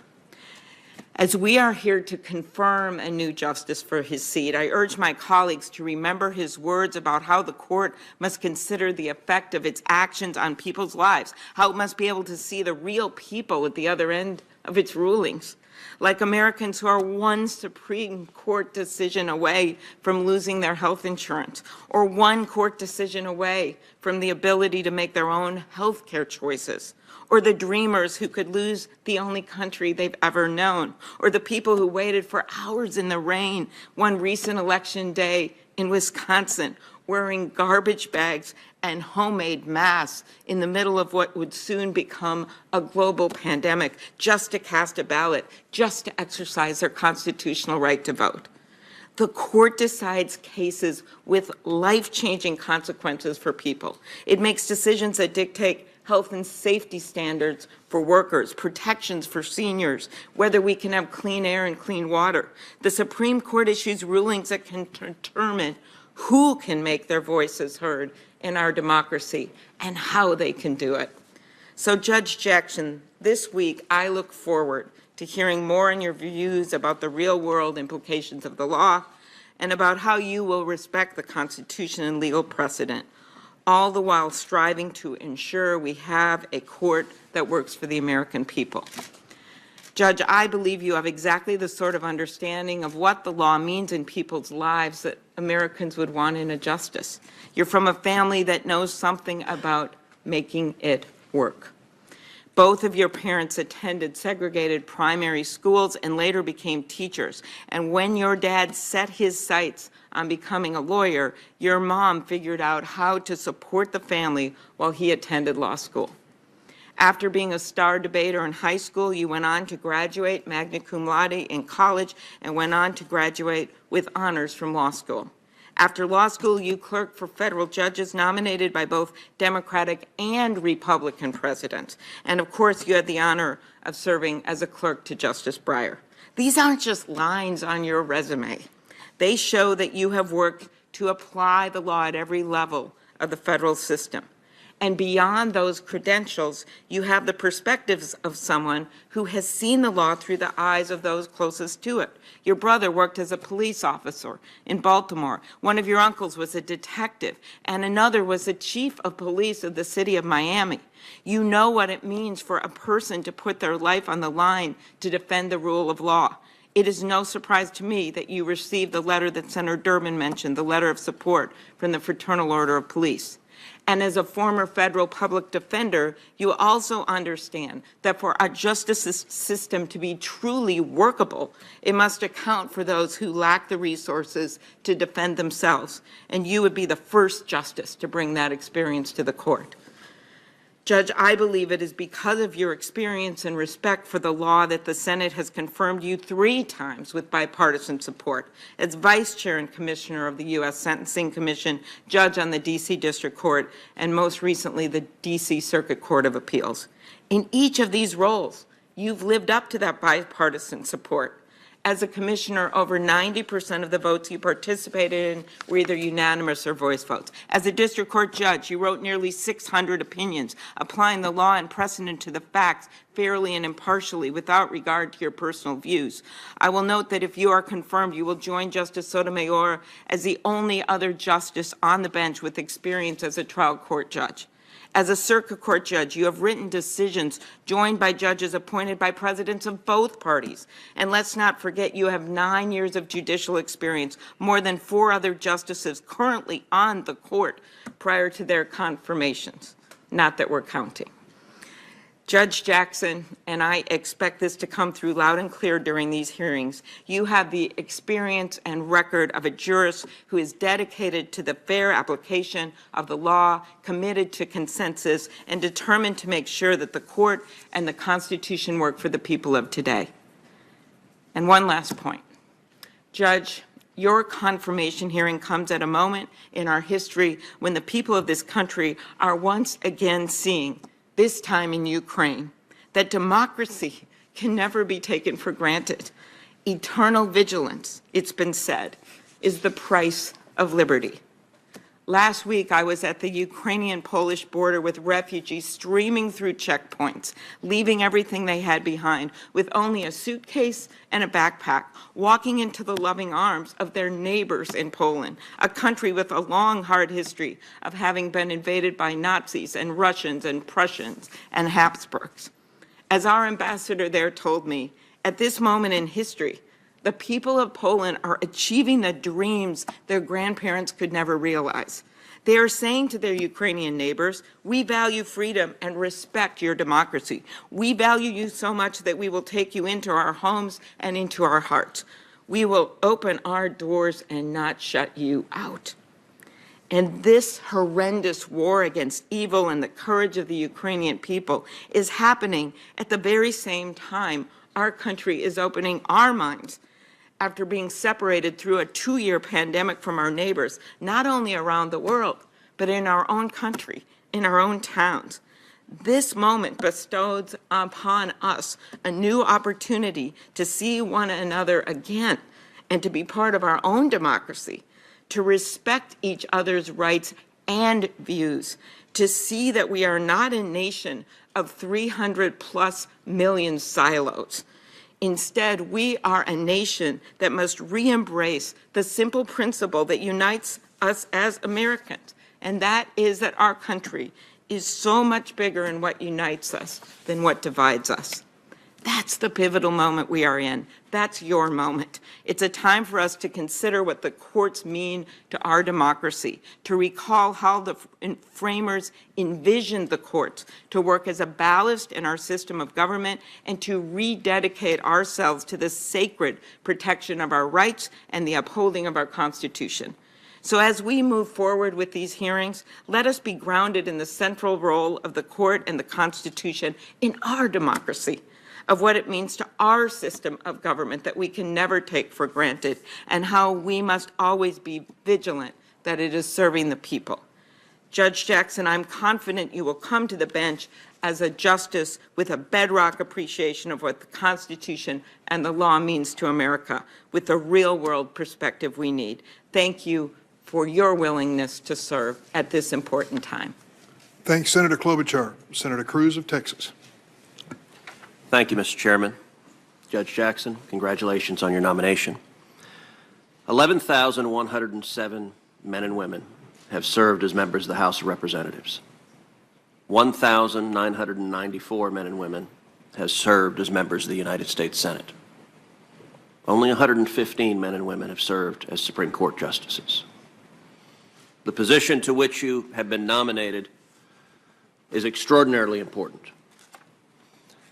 And that is why the Senate is given the responsibility for advice and consent under the Constitution. Because the job matters immensely. Supreme Court confirmations were not always controversial. In fact, Bushrod Washington, when nominated to the Supreme Court in 1798, was confirmed the very next day. So what changed?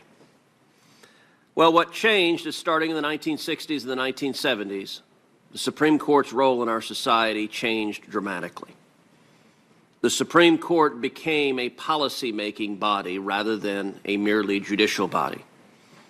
Just a moment ago, my colleague, Senator Klobuchar, said we should consider the Supreme Court's place in our democracy. Well, starting in the 60s and 70s, the Supreme Court decided its place in our democracy, at least too many justices, was to set aside the democratic decisions of the people and instead to mandate the policy outcomes they themselves supported. Our Democratic colleagues want the Supreme Court to be anti-democratic. Our Democratic colleagues get frustrated with the democratic process. When they can't pass gun control laws because the American people don't support them, they want unelected judges to mandate those same laws instead. Law after law after law that they can't get through the democratic process, the Democrats have decided it's much simpler to convince 5 lawyers in black robes than to try to convince 330 million Americans. That is why Supreme Court confirmation hearings have become so contentious, is because the Supreme Court has arrogated to itself a responsibility the Constitution doesn't give it, which is to make contested policy decisions and take them away from the American people. Now, what should this hearing be and what should it not be? Well, you've heard a number of members on the Republican side of the aisle quite clear on what it should not be. This will not be a political circus. This will not be the kind of character smear that sadly our Democratic colleagues have gotten very good at. And it's important to note, a couple of years ago I was doing my weekly podcast and I was on with a noted liberal intellectual who made a comment something to the effect of, well, both sides do this. Both sides smear Supreme Court justices. And I was forced to laugh out loud and say, look, I understand that's a pretty good talking point. It just happens not to be true. It is only one side of the aisle, the Democratic aisle, that went so into the gutter with Judge Robert Bork that they invented a new verb, to bork someone. It is only one side of the aisle that with Justice Clarence Thomas was so reprehensible that, as the president who nominated him, President George Herbert Walker Bush, wrote at the time, quote, "What's happening to Clarence Thomas is just plain horrible. All the groups that tried to beat him up on abortion or affirmative action have now come out of the woodwork. They are trying to destroy a decent man. This is an ugly process, and one can see clearly why so many good people elect to stay out of public life." As Justice Thomas observed in that hearing, what happened there was, to use his words, a high-tech lynching. And I would note the chairman who presided over that disgrace was Joe Biden. And then most of the members of this committee remember the confirmation hearing of Brett Kavanaugh, one of the lowest moments in the history of this committee, where Democrats on this committee sat on allegations, didn't refer them to the FBI, didn't ask for investigations, hid them, and then leaked them against the wishes of the complainant.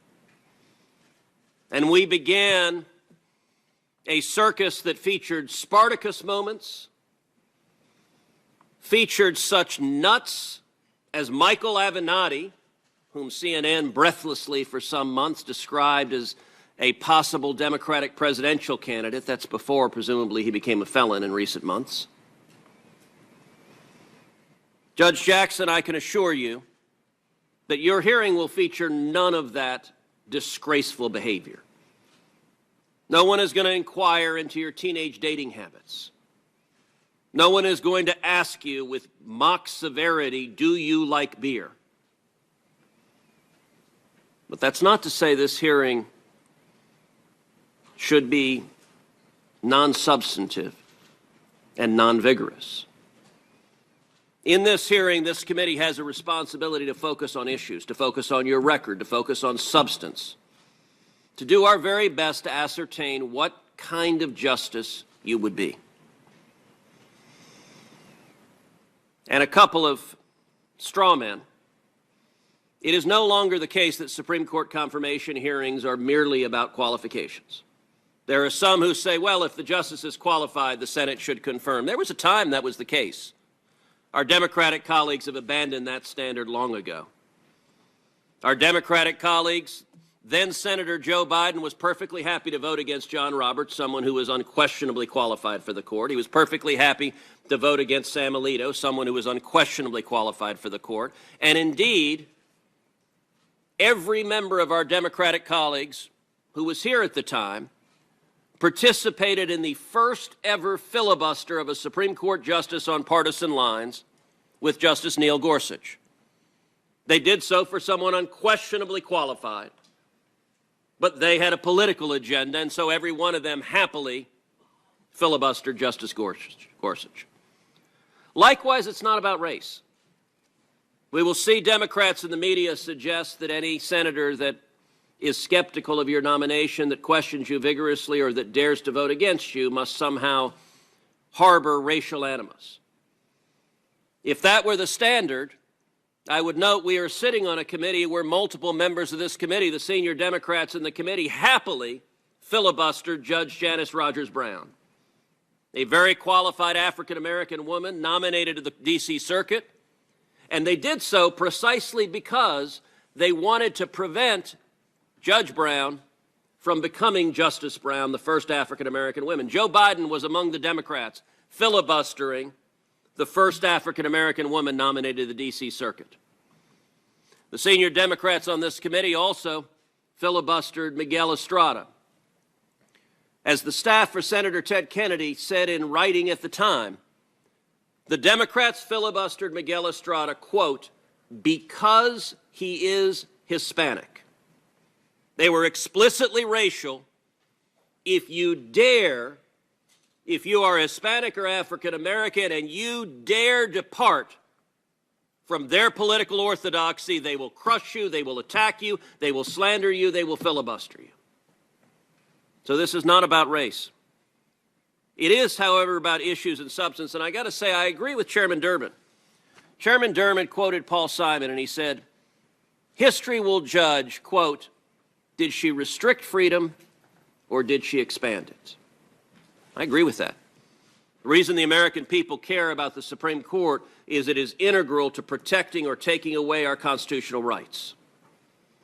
When it comes to free speech, this committee should inquire, will you protect the rights of Americans to speak, to say unpopular ideas, to say ideas that the government doesn't want you to say, that you nonetheless have a right to say? Will you protect freedom or restrict it? When it comes to religious liberty, will a justice vote to protect your right to live according to your faith and according to your conscience? Or will a justice vote to crush religious liberty and strip those rights away? The Second Amendment. Will a justice vote to defend your Second Amendment rights to keep and bear arms, to defend your family, to defend your children? Or will a justice roll over to the Democrats that want a disarmed citizenry? The right to life. Will a justice protect the rights of the people, the rights of state legislatures to enact laws protecting innocent life, protecting unborn life, stopping abominations like partial birth abortion? Or will a justice view her job as a super legislator striking down all such rights? School choice. Will a justice protect the rights of kids to get a quality education, or will a justice legislate from the bench and shut down school choice programs across this country? And crime. We are seeing murder rates, carjacking rates, crime rates skyrocketing across the country, in significant part because political Soros-backed district attorneys, because of Democratic efforts to abolish the police. And part of the Democratic effort to abolish the police is nominating justices that consistently side with violent criminals, release violent criminals, refuse to enforce the law, and that results in jeopardizing innocent citizens. So all of those questions are fair game. Will you follow the law? What does your record indicate? Will you protect the rights of every American citizen, regardless of race, regardless of party, regardless of views? That's what the focus of this hearing should be. Thank you, Senator. Senator Coons from Delaware. Thank you, Chairman Durbin, Ranking Member Grassley. Judge Jackson, congratulations on your nomination. It is a joy and a blessing to welcome you and your family and your supporters here this morning.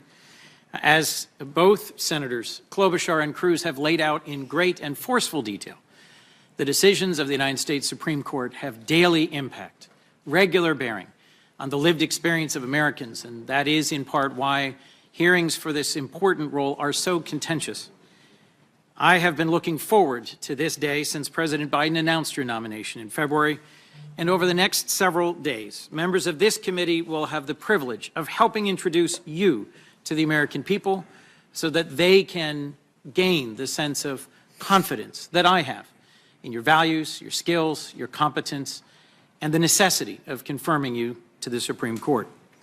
We'll be inviting you to speak directly to the American public and share the lived experiences, the strong qualifications, the judicial temperament, and the strength of character that made you not only an historic nominee to the Supreme Court, but an outstanding one as well. I want to acknowledge up front that President Biden selected you to fill the seat on the court being vacated by Justice Breyer, a justice whom I admire, and in the work he's done as a jurist over decades has shown us a model of a Supreme Court justice. In his 42 years on the federal bench, 30 years on the Supreme Court, he's lived up to the highest ideals of American jurisprudence. He has served with wisdom, with fairness, and respect for the Constitution, the laws of our nation, and its people. He has a keen legal mind and a love of the law that are obvious to anyone who's heard him ask questions or read his decisions, and certainly to someone who clerked for him on the Supreme Court and who has had the benefit of his mentorship over many, many years. You've had broad experience in your stellar legal career that'll make you a unique contributor to the Supreme Court. You've worked as a lawyer or as a judge in just about every level of our legal system, engaging in just about every area of federal law. Your experiences as a private practice attorney with large law firms, as a federal public defender, as vice chair of the U.S. Sentencing Commission, and your near decade of service as a federal judge have given you insights into the ways that our Constitution, our statutes, our sentencing guidelines, and judicial decisions all come together to directly impact individuals, families, and our communities. You're able to perceive the full sweep of our law without losing sight of the human beings, the individuals and families impacted by it, caught up in it. And it is critically important, in my view, that we have justices on the Supreme Court with this practical and proximate view. You began your legal career with the invaluable experience of clerking for judges at the Federal District Court, at the Circuit Court, and for Justice Breyer on the Supreme Court, judges appointed by presidents of both parties. You developed your career as a legal advocate in private practice and in the Federal Public Defender's Service. As part of this work, you took on complex cases involving challenging and unsettled areas of the law. You worked pro bono on behalf of clients without regard to their political views or the political consequences of those cases. And you helped ensure bedrock constitutional guarantees in our legal system held strong, even in times of great stress and crisis. The work you did in these roles distinguished you as a talented appellate litigator with a formidable legal mind. You helped to craft policy. As counsel to the U.S. Sentencing Commission, the independent agency within the judicial branch that establishes sentencing guidelines followed by all federal judges. And then years later, you served again on the commission as its vice chair. While on the U.S. Sentencing Commission, you partnered with colleagues whose perspectives on the law span the ideological spectrum, and together you enacted meaningful reforms designed to reduce unjust disparities and increase fairness in sentencing. In the days ahead, I expect to discuss your Sentencing Commission experience with you in some detail. Nearly all the decisions you were a part of while serving on the commission were unanimous, and they grew out of a careful consideration of highly complex, numerous factors and involved commissioners working hard to achieve common ground. In at least one notable instance, you ended up joining two conservative commissioners to oppose an amendment because you thought the law required a different result and you followed the law. Something that often gets lost in our debates and discussions about the Supreme Court is that many, in some terms a majority, of Supreme Court decisions are unanimous or decided by very broad majorities. These decisions are every bit as critical to the rule of law and the functioning and legitimacy of the court as the handful that are very contentious and widely discussed publicly. Your service on the Sentencing Commission and your time on the Circuit Court have prepared you to be a positive force for consensus among the justices in this challenging chapter in American history. I also think we will have some extended discussions this week about your record of service on the federal bench. You were confirmed to the Federal District Court for the District of Columbia in 2013 and have written more than 500 published opinions. You were confirmed to the D.C. Circuit Court of Appeals last year, and in your near decade as a judge, you've authored opinions in cases spanning a myriad of complicated issues, from administrative law to civil rights, from criminal environmental matters, labor and employment law, national security and sovereign immunity, immigration law, and many more. Your rich, complex, and deep decisional record gives us the best possible evidence of what kind of justice you will be. And I've concluded you are judicious and impartial, great qualities for a justice. In every case, you methodically consider the parties' arguments, the relevant facts, and the law, including, of course, the foundation of the Constitution, the text of applicable statutes, and the precedents that apply.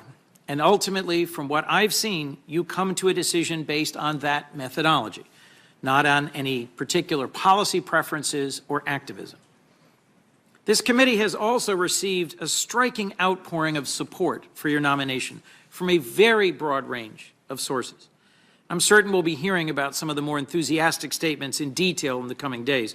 But in several of the letters I've had a chance to review personally, I've been struck. These were letters from lawyers that held appointed positions in Republican administrations, letters from prominent law enforcement organizations, federal judges appointed by Republican presidents.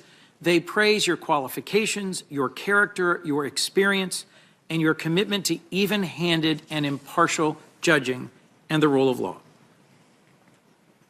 This is the fourth Supreme Court nomination process in which I'm participating as a senator, and I know our role in confirming a justice to the highest court is among the most solemn obligations we have as senators. As we begin this week's hearings, I remain hopeful that we can come together as a committee and engage in respectful, good faith, bipartisan consideration of your nomination. I look forward to your testimony this week. I'm excited so many of my colleagues have had a chance to get to know you a bit, to meet with you, to talk with you one-on-one and get a sense of your character, your experiences, and your background, and then we'll have the opportunity to question you to bring that out in more detail. I have every expectation that at the end of this week's hearings, it'll be clear to all that you are impeccably qualified in the law. And I think it'll be plain to any American watching. You have a demonstrated record of excellence as a jurist. You will decide cases as a justice on the basis of the facts and the law, and that you will be faithful to the Constitution. It's also my hope folks will get a chance to meet the family that shaped you. It was delightful to have a few moments to get to talk with your parents and your brother before we began today, and to reflect on how having parents, graduates of HBCUs, public school teachers, who then went on to great careers of accomplishment, Johnny Brown, Esquire, and Dr. Ellery Brown, set a great standard. But frankly, to me, one of the most memorable sentences before this was in talking to your brother, Ketanji, who said, "Oh, I'm not surprised to be here at all. This was the sort of thing for which my sister was destined from the very start." Destined, perhaps, but today you're beginning a process of walking through this door because of courage, humility, determination, and a commitment to excellence. Just as another person in American history, Ruby Bridges, walked through a critical door in our history with her chin held high, her back held straight, and a fierce determination to make a difference, so you too, today, begin the process of walking through this next open door with the sort of sparkling wit, brilliant mind, and commitment to excellence that will make its mark in American history. I look forward to your opening and to this week. Thank you, Your Honor. Thank you, Senator Coons. Senator Sass of Nebraska. Thank you, Chairman. And Chris is tough to follow. That was a good flourish at the end. Judge, congratulations on your nomination. Thanks for spending time in my office with me. Congratulations to your daughters and your family more broadly. This is a big day for lots of folks in your family. Today, the Senate takes up our constitutional duty to advise the President on his nominee to the Supreme Court.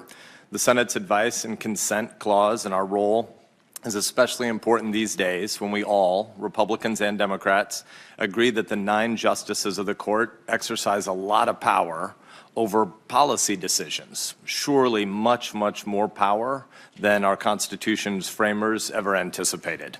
So let's talk about how we got into this mess. We're here in part because of decades and decades of recklessness by all 3 branches, not just one, but by all 3. Congress, the Article 1 branch, fails to carry out our tasks responsibly and regularly. Rather than make tough policy choices, we pass incredibly vague laws and then just push the details on down Pennsylvania Avenue to unelected bureaucrats in the Article 2 branch. Then the head of the executive branch, meanwhile, whichever party he or she comes from, grabs more and more power with their pens and their phones. And finally, the Supreme Court, at the top of Article 3, tends to overstep the bounds that the Constitution sets on judicial power. The court has ignored restrictions on its authority, inserting itself into policy debates that are supposed to be entrusted exclusively to the 2 political branches. And what do we mean by that? What do we mean when we say Articles 1 and 2 are political? It means that the people are in power over Articles 1 and 2, but not in the long term over Article 3. The men and women in Article 1 and Article 2 are supposed to be answering directly to the American people, and importantly, the American people get to hire us or get to fire us every 2, 4, or 6 years. But rather than honor the roles given to each branch, activist judges usurp the powers given to Articles 1 and 2, which Articles 1 and 2 were complicit in this overreach. Many years of corroding our constitutional order have contributed to the polarization and the viciousness that are poisoning our politics more broadly. We all know that our civic health and our civic life is not healthy, and as was mentioned at the beginning of the hearing, it's at least good that this one got kicked off without a bunch of yokels having to be arrested and carried from the room. When Chairman Grassley tried to speak a couple years ago at one of these, it took like an hour to get started. That kind of nonsense, the theatrics that happen at these hearings, are because of a broader problem. As textualists and originalists have sought to return the court to its historic role, the Supreme Court nomination process has been increasingly punctuated with not just those theatrics, but also with lots of personal attacks. That's not what this process is supposed to be. This process is supposed to be a careful, thorough investigation of a nominee's record to help the Senate make an informed decision on a nominee's fitness for a lifetime appointment. That's why these hearings are supposed to be different, not because people act like jackwagons, but because the people before us, nominated by the President, are potentially going to serve for a lifetime. That office, as Supreme Court Justice, is incredibly important, yet it's also carefully circumscribed precisely because it's a lifetime responsibility. But we know that it's been a long time since this process has worked like that. Instead, this is often a staging ground for nasty, evidence-free personal attacks. We started down this road of character assassination in the 1980s with Judge Bork's hearings, and senators have been engaged in disgusting theatrics ever since. The most recent Supreme Court nominee was subjected to repeated accusations that were nothing more than unfiltered religious bigotry against her. The nominee before her was accused of serial rape, aided by members of this committee. If this process were conducted in good faith, Miguel Estrada and Janice Rogers Brown might well be on the Supreme Court today, but their opponents lied and bullied rather than accepted principled minority judges. We've gotten so used to this kind of bullying that 2 years ago, the current Senate Majority Leader stood on the steps of the United States Capitol and screamed threats against 2 sitting justices of the Supreme Court that they would, quote, reap the whirlwind if they ruled in a way that didn't align with Chuck Schumer's political preferences. That's weird. We should all be able to pause and say, that's weird. That kind of behavior shouldn't happen. This process is broken, but it's a product of a broader brokenness in the erosion of our constitutional structure. A lot of people are willing to take a sledgehammer to the structure if it offers them a quick political win, and it's no coincidence that as more of us embrace an ends justifies the means philosophy of our jobs, which are supposed to be jobs of public trust, our politics becomes uglier, more brutal, and more pathological. Well, we have an opportunity today to do something different, and we can demonstrate that the Congress can carry out its constitutional duty responsibly without a lot of that past ugliness. Judge Jackson has served for the last 9 months on the prestigious U.S. Circuit Court of Appeals for the D.C. Circuit, and before that, you spent 8 years on the D.C. District Court. She has a long record of public service and a long roster of colleagues and friends who will testify to her professionalism. The President believes that she should have a lifetime seat on the Supreme Court, and it's the job of this body to evaluate that recommendation on its merits. So what should we be looking for? We should start with judicial philosophy. The Senate should have a good sense of the principles that will guide a nominee's decision-making on the bench.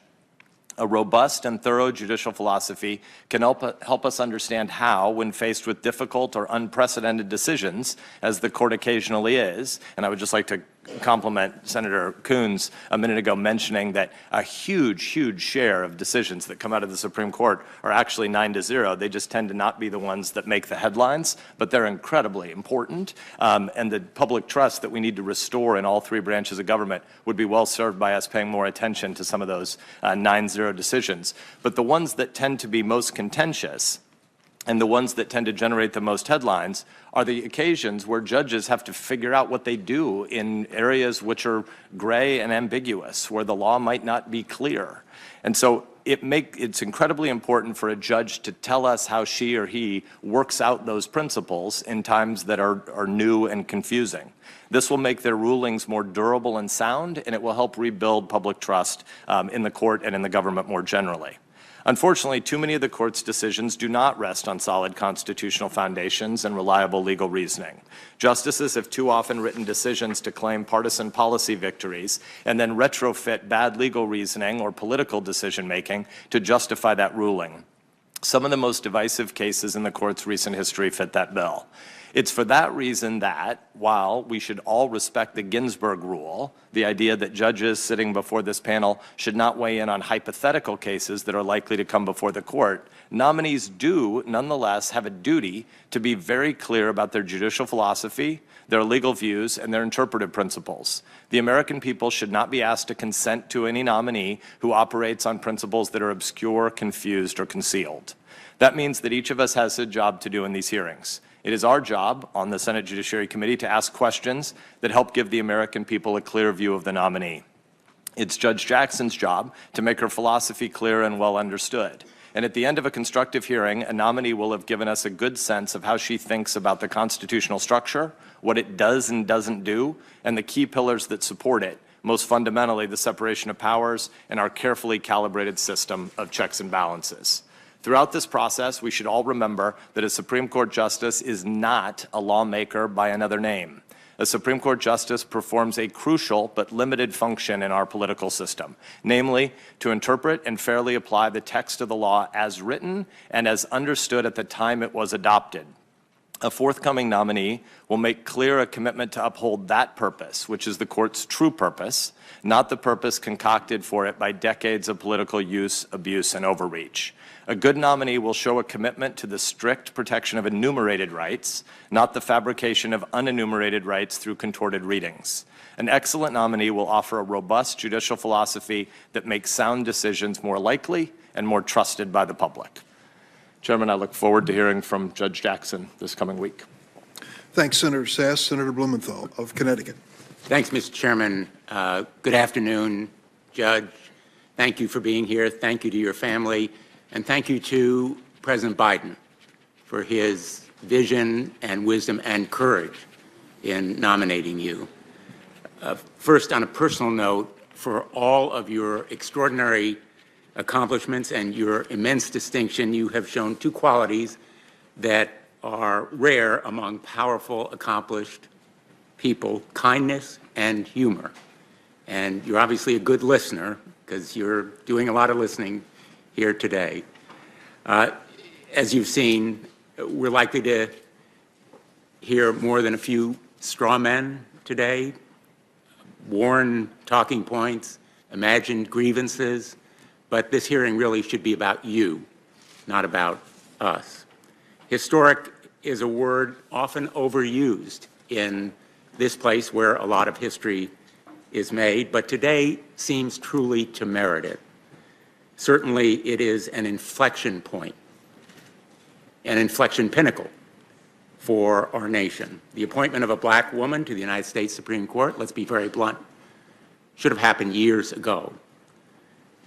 This day is a giant leap into the present for our country and for the court.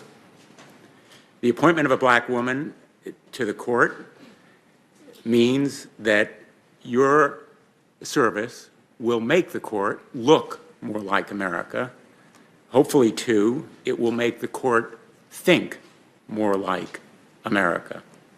We will never know in detail all of the challenges and obstacles that you've overcome to be here today, but we know for sure that you will bring an important perspective, in fact, a unique perspective, to a court that deeply needs it. Representation matters for the legitimacy and credibility of our judicial system. Judges are the face and voice of justice. People walking into your courtroom or any other in this country look to the human being, not just to the robes. Too often, our courts are isolated, seemingly sterile marble halls lacking emotional intelligence or a sensitivity to the impact they have on people, a fact that you clearly and dramatically understand. What really knocked me over in our meeting was the fact that you discussed your job as a judge in terms of the people who are affected by your rulings, the people whose lives are touched by the justice system, whether as victims, as criminal defendants, or as people dealing with a personal or professional conflict. You will be the first public defender on the court. You understand our justice system uniquely through the eyes of people who couldn't afford a lawyer. They couldn't afford their own lawyer, and you advocated for them. You will also bring to the court extraordinary intellect and character, as well as diverse personal and indeed professional experience. Your presence will ensure the court more fully and deeply understands the lives and experiences of everyday Americans. You grew up as the daughter of two public servants, public school teachers and administrators. You're the niece of uncles who have impressive law enforcement careers, including one as Miami's chief of police. And you also have family members who have struggled, as do every American. And you've advocated for defendants standing accused of serious crimes, as well as sentencing defendants who have been convicted of such crimes. You are an immensely devoted parent who has achieved eye-popping professional distinction. You've had a long career already as a distinguished jurist, In fact, you would bring more experience as a trial judge than any current justice on the Supreme Court. Now, I'd like to address directly the importance of your work as a public defender. I was a prosecutor and a law enforcement for a while, 4 years as U.S. Attorney and 20 years as Connecticut's Attorney General. And as a prosecutor, I know the system works best when there are good lawyers on both sides. My worst nightmare as a prosecutor was a defendant representing himself.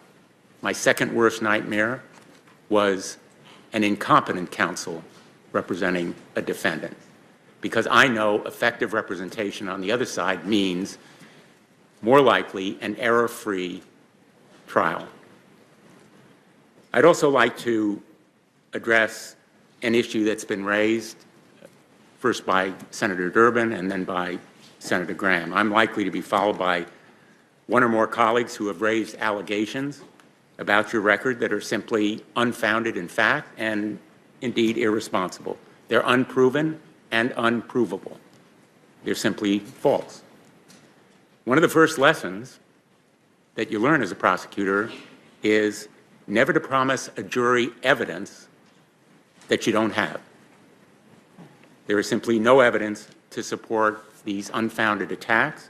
In fact, a commentary in the National Review cited by Senator Durbin said about those allegations, they are meritless to the point of demagoguery. Importantly, your record as a jurist also reveals impartiality. You're a proven unifier and a consensus builder, someone who can build bridges among colleagues, even adversaries. Not surprisingly, you've been confirmed on a bipartisan basis 3 times by the Senate. You've received glowing endorsements from former judges who are stalwarts of the conservative movement. The court needs a bridge builder. Now more than ever, it has become more polarized, more politicized, more divided than at any point in our history. And it faces a crisis of legitimacy as a result. Dark money special interest groups have sought to radically reshape the court. Their recent selection of justices was to a remarkable degree outsourced to ideological groups with the express aim of remaking the court in the image of the far-right conservative movement. This court has signaled that it will continue to overthrow well-established precedents after disingenuously promising us, members of this committee, that it would respect those precedents. And instead, it threatens to adopt preferred policy views. I revere the United States Supreme Court. I clerked for a justice myself, Harry Blackmun. I've argued 4 times before the court.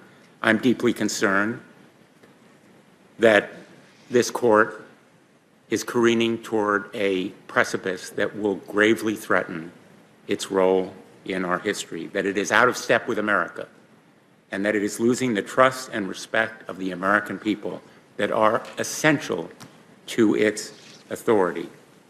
Trust in the United States Supreme Court is at a new low. The Supreme Court has no armies, no police force to enforce its decisions. Its authority depends on its credibility and the respect and trust of the American people. My hope is that you will help to restore that trust, that you will re-inspire the confidence of the American people in the court. I traveled, as did my colleague, Senator Klobuchar, to Poland just a week ago. And I saw people fleeing bombs and destruction, people, mostly women and children, who wanted nothing more than the kinds of freedoms that we have in this country. We have an obligation to preserve them. And my hope is that your nomination will help us do so. Thank you. I look forward to your testimony. Thank you, Senator Blumenthal. Senator Grassley just asked me what the plan is. The plan is to recognize 2 more senators and then take a 30-minute break for lunch. Is that okay, Judge? All right, we have Senator Hawley of Missouri. Thank you very much, Mr. Chairman. Judge, congratulations on your nomination. It's nice to see you again. Congratulations to all of your family. I know that this is a big moment for you and for them, and rightly so. I enjoyed our meeting a couple of weeks ago. You know, as I've said to folks who've asked about it, one of the things I particularly appreciated about our meeting, besides how much time you gave me, was how candid and forthcoming you were, which I really respected. And I look forward to a candid conversation again in the days that come. And by the way, I'm admiring how you're sitting so stoically through all this senator talk. But I'm looking forward to visiting with you again. You did me the honor when we sat down of being very candid, and I hope I was candid with you. I've been candid since. I want to be candid with you today so you know exactly what it is I want to talk about, and so you know exactly where my head is at. So let me say a few things that I'm concerned about, aspects of your record that trouble me. This will come as no surprise. I've said it in public already. But I want to be, again, very candid in the interest of an open and honest discussion and specifics. So here are, I hope, in the next couple of days, some of the cases from your time on the court, the district court, the federal district court, that I hope that we can talk about. Let me just run through a few of them so you know exactly which ones I mean. United States versus Hawkins. This was a child pornography case where the defendant distributed multiple images of child porn, possessed dozens more, including videos. The federal sentencing guidelines recommended a sentence of 97 to 121 months in prison. Prosecutors recommended 24 months in prison. Judge Jackson gave the defendant 3 months in prison. United States versus Chazen. That case, the defendant possessed 48 files of child pornography. The federal guidelines recommended 78 to 97 months in prison. The prosecutor recommended the same. Judge Jackson sentenced him to 28 months. United States versus Cooper. There, the defendant possessed dozens of images of child pornography and distributed dozens of images of child pornography, possessed over 600. The federal guidelines recommended 151 to 188 months in prison. That's a long time. The prosecutor recommended 72 months. Judge Jackson gave the defendant 60 months, which was the lowest sentence permitted by the law. United States versus Down, that's a case where the defendant distributed 33 graphic images and videos of child sexual assault to an anonymous messaging app, unfortunately a practice that's becoming more common. The federal guidelines recommended 70 to 87 months in prison. The prosecutor recommended 70 months in prison.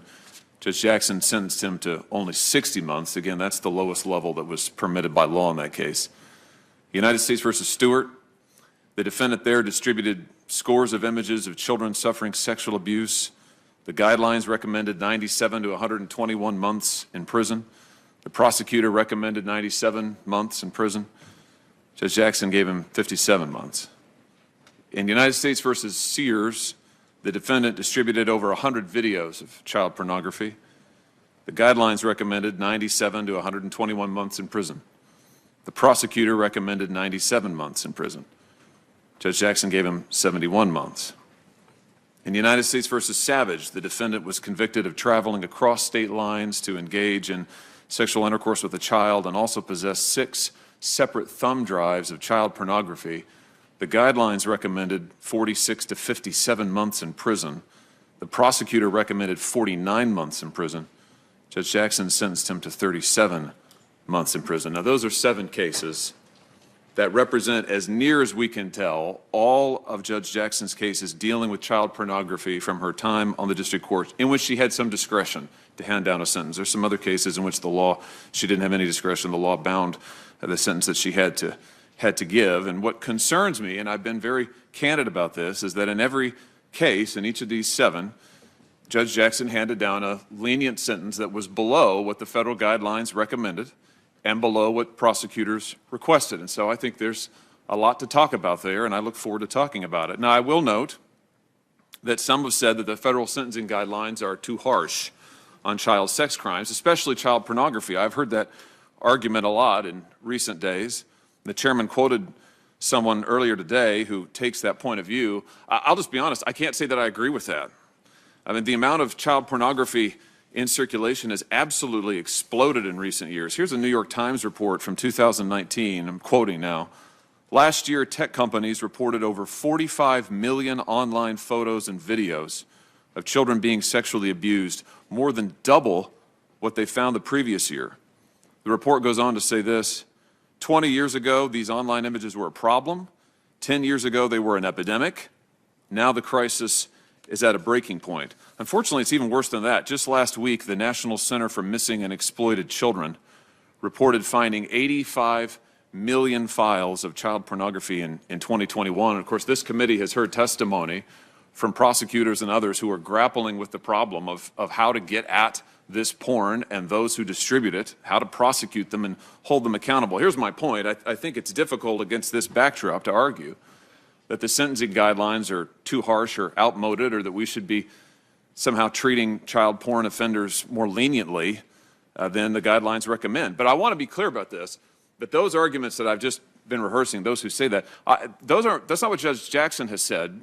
She hasn't had the chance yet to respond to this, and she deserves that chance. So others have made these arguments. I don't agree with them, but I think it's important we hear from Judge Jackson, and we'll have the chance to in coming days. And I think, again, the candor that Judge Jackson has shown previously, I look forward to, and she deserves the ability to speak for herself on this issue. So I will just say, in closing, Mr. Chairman, some have asked, why did I raise these questions ahead of the hearing? Why not wait until the hearing and spring them on Judge Jackson, as it were? And my answer to that is very simple. I'm not interested in trapping Judge Jackson. I'm not interested in trying to play gotcha. I'm interested in her answers, because I found in our time together that she was enormously thoughtful, enormously accomplished, and I suspect has a coherent view and explanation and a set of thinking, way of thinking about this that I look forward to hearing. And I think she deserves the chance to talk about it. And I think the American people deserve the chance to hear her answers. So they're my concerns, Judge. They're the cases. I imagine there'll be others that we can talk about on other subjects, but I'd like to talk about those so you know exactly where I'm coming from. Thanks again for giving me the time a few weeks ago. Congratulations again. I look forward to finally hearing from you tomorrow. Thank you, Mr. Chairman. Thank you, Senator Hawley. Certainly the judge deserves to be heard on that type of a charge. Senator Rono. Thank you, Mr. Chairman. Judge Jackson, aloha to you and your family and all of your friends. I also note that there are members of the U.S. House here to support you, as well as members of the public. So aloha to all of you. Congratulations, Judge Jackson, on all that you have accomplished throughout your life and career. I realize that a lot of your background and experiences have already been cited, but there are things that are worth repeating, so I'm going to repeat some of them. You were the national champion in speech and debate as a high schooler. You have undergraduate and law degrees from Harvard, each with honors. 3 clerkships in federal court, including one at the Supreme Court for Justice Breyer, whom you have been nominated to replace. You have an accomplished career as a lawyer at the trial and appellate levels, both in private practice and as a public defender. 2 stints at the U.S. Sentencing Commission, including as vice chair. 9 years as a federal judge, first in the D.C. District Court and currently in the D.C. Circuit Court. And now you've been nominated to the United States Supreme Court. I have enjoyed reviewing your record and getting to know you over the past few weeks. And now the American people will get to know you over the course of this week. Beyond your impressive credentials, here are a few other things I want the American people to know. You were born in Washington, D.C. to 2 public school teachers. You moved to Miami, Florida at a young age so your dad could go to law school. And you were inspired to pursue a career in law by watching your dad study for his law classes at the kitchen table. You first considered attending Harvard, a thought that hadn't previously entered your mind, after attending a speech and debate competition on the Harvard campus during high school. And then you thought, this is possible. You've been confirmed 3 times by the Senate, all on a bipartisan basis, first to the Sentencing Commission and later to be judge on the D.C. District Court and the D.C. Circuit Court. You are the 2nd generation in your family to go to college and worked extremely hard to get to where you are today. You are a wife and mother of 2 children. Clearly, your life and your career have more than prepared you to serve on our nation's highest court, which is why it is no surprise that there is broad consensus across the political spectrum that you are an eminently qualified and fair person to serve on the Supreme Court. As former Fourth Circuit Judge Michael Luddick, a George H.W. Bush appointee, said, you are, quote, as highly credentialed and experienced in the law as any nominee in history, end quote. In history, that's over 200 years. 23 attorneys general said Judge Jackson is a highly qualified legal mind who has been at the forefront of the legal field for decades and will serve our nation well as the first Black woman to serve on the U.S. Supreme Court. A group of law enforcement officers from across the country said, quote, Judge Jackson brings a depth of character, public service, and judicial service that leads to but one conclusion. She is eminently qualified to serve on the Supreme Court of the United States, end quote. You are an accomplished jurist, having issued nearly 600 opinions that demonstrate a clear, even-handed approach to the law. You have sided with workers, with employers, for and against the government, for prosecutors, and for criminal defendants. Former D.C. Circuit Judge Thomas Griffith, a George W.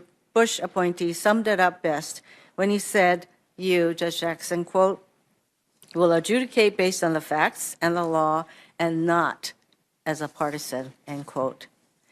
Having reviewed your record, I strongly agree with this statement. But you are not just extremely qualified to serve as a Supreme Court. Your nomination is, of course, an historic one. The Supreme Court has existed for over 233 years. And of the 115 justices in the history of the Supreme Court, only 5 of them have been women, only 2 have been Black, and not a single one has been a Black woman. This is a court that has decided cases that have had sweeping effects on everyday life, as a number of my colleagues have pointed out, including decisions that have solidified rights for the LGBTQ plus community, decisions that have empowered women, that have strengthened unions, and more. But this is also the same court that has, throughout the course of history, upheld slavery, Jim Crow laws, and the unlawful internment of Japanese Americans. For over 233 years, the individual making decisions that have altered the course of this country have almost exclusively been white men. It's pretty remarkable when you consider the power that this court has and the historical lack of diversity of the people who exercise that power, the justices. But instead of celebrating the long overdue diversity Judge Jackson would bring to the court, some of my Republican colleagues and public figures have attempted to undermine your qualifications through their pejorative use of the term affirmative action. And they have implied you were solely nominated due to your race and not for other factors. Apparently, some have even claimed that you need to show your LSAT scores to determine whether you are a top legal mind. This is incredibly offensive and condescending. Let me be clear. Your nomination is not about filling a quota. It is about time. It's about time that we have a highly qualified, highly accomplished Black woman on the Supreme Court. It's about time our highest court better reflects the country it serves. It's about time that Black women and girls across the country can finally see themselves who look like them sitting on the highest court, making decisions that will impact their lives. And they will know that it is possible for them to do the same. One cannot overstate the importance of representation. Your experiences and your background as a trial judge, a public defender, a mother, a Black woman, and so much more provide you with a uniquely different perspective than any of the 8 other justices on the court. Like your mentor, Justice Breyer, I know you will engage With the other justices, both liberal and conservative, you are a consensus builder to share their perspectives, challenge their views, and shape the court's direction for the better. With the personal and professional diversity you bring, you will expand the experience and knowledge of the Supreme Court, and the decisions the court makes will be better as a result. Before I end, I also wanted to mention I was so glad to hear you reference Constance Baker Motley during your introductory press conference at the White House. Constance Baker Motley was an icon of the civil rights movement. As a lawyer for the NAACP Legal Defense Fund, she helped craft the argument in Brown v. Board of Education that finally put an end to separate but equal. She was the first Black woman to argue before the Supreme Court, ultimately arguing 10 cases before the court and winning 9, including the case that allowed James Meredith to enroll at the University of Mississippi.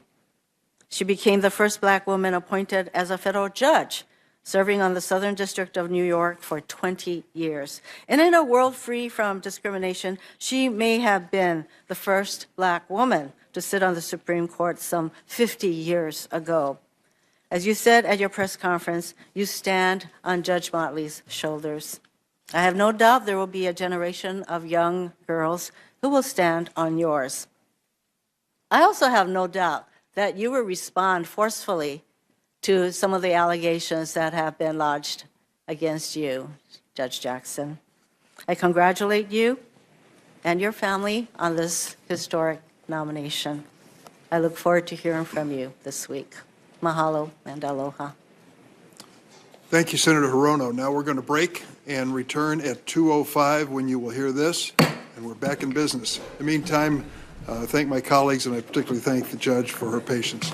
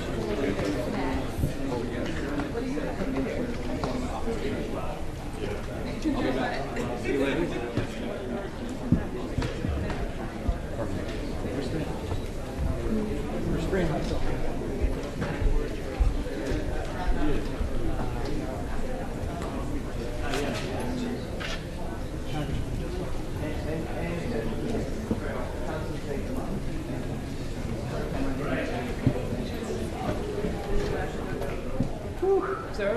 So far, sir. Yes. Okay.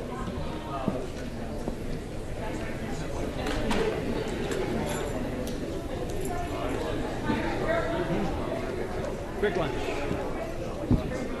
Good evening.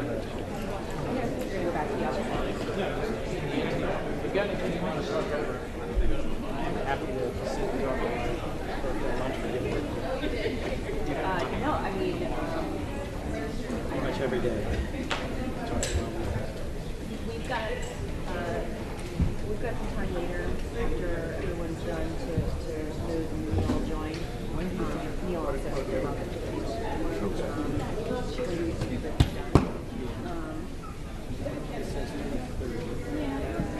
We have to get through. Well, we're more than we're Senator Hirono is the first Democrat. So we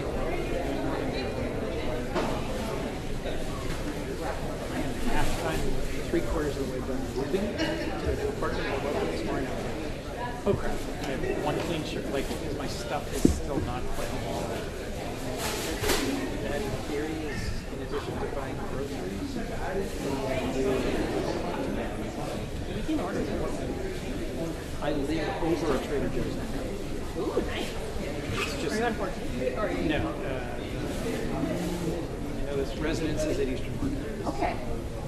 After 7 years with my which my wife never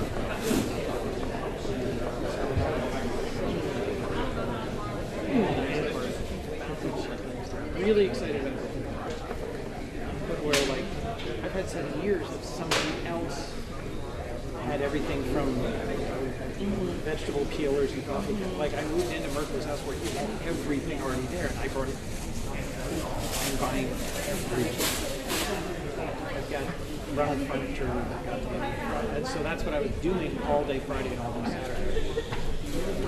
His brother had that. So I had this.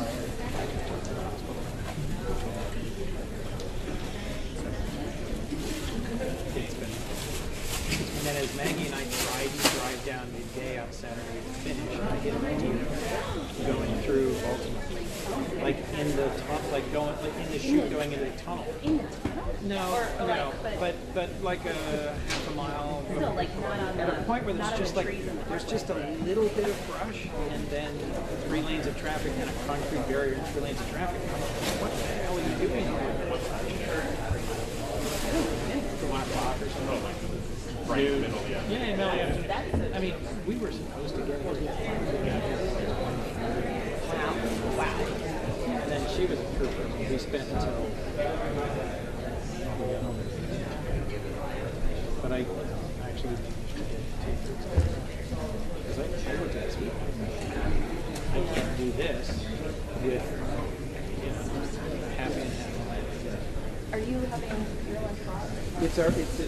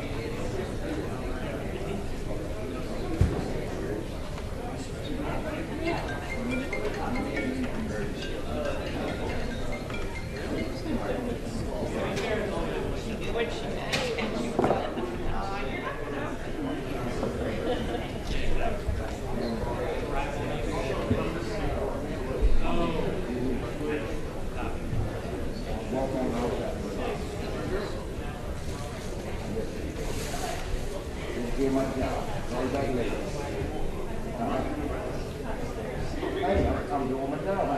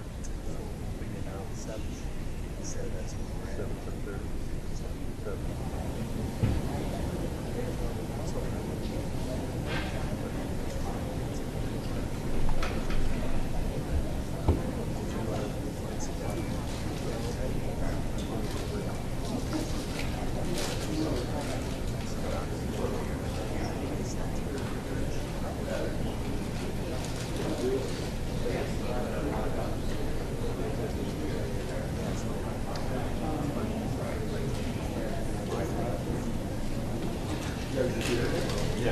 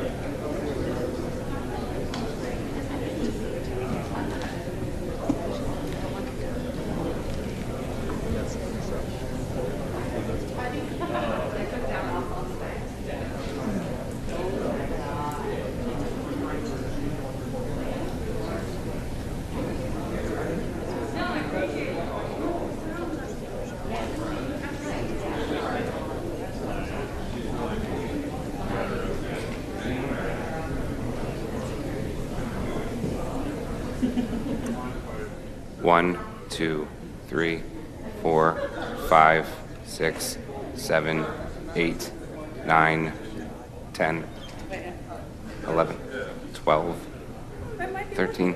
Works? It works now? Okay. Maybe it's just one mic.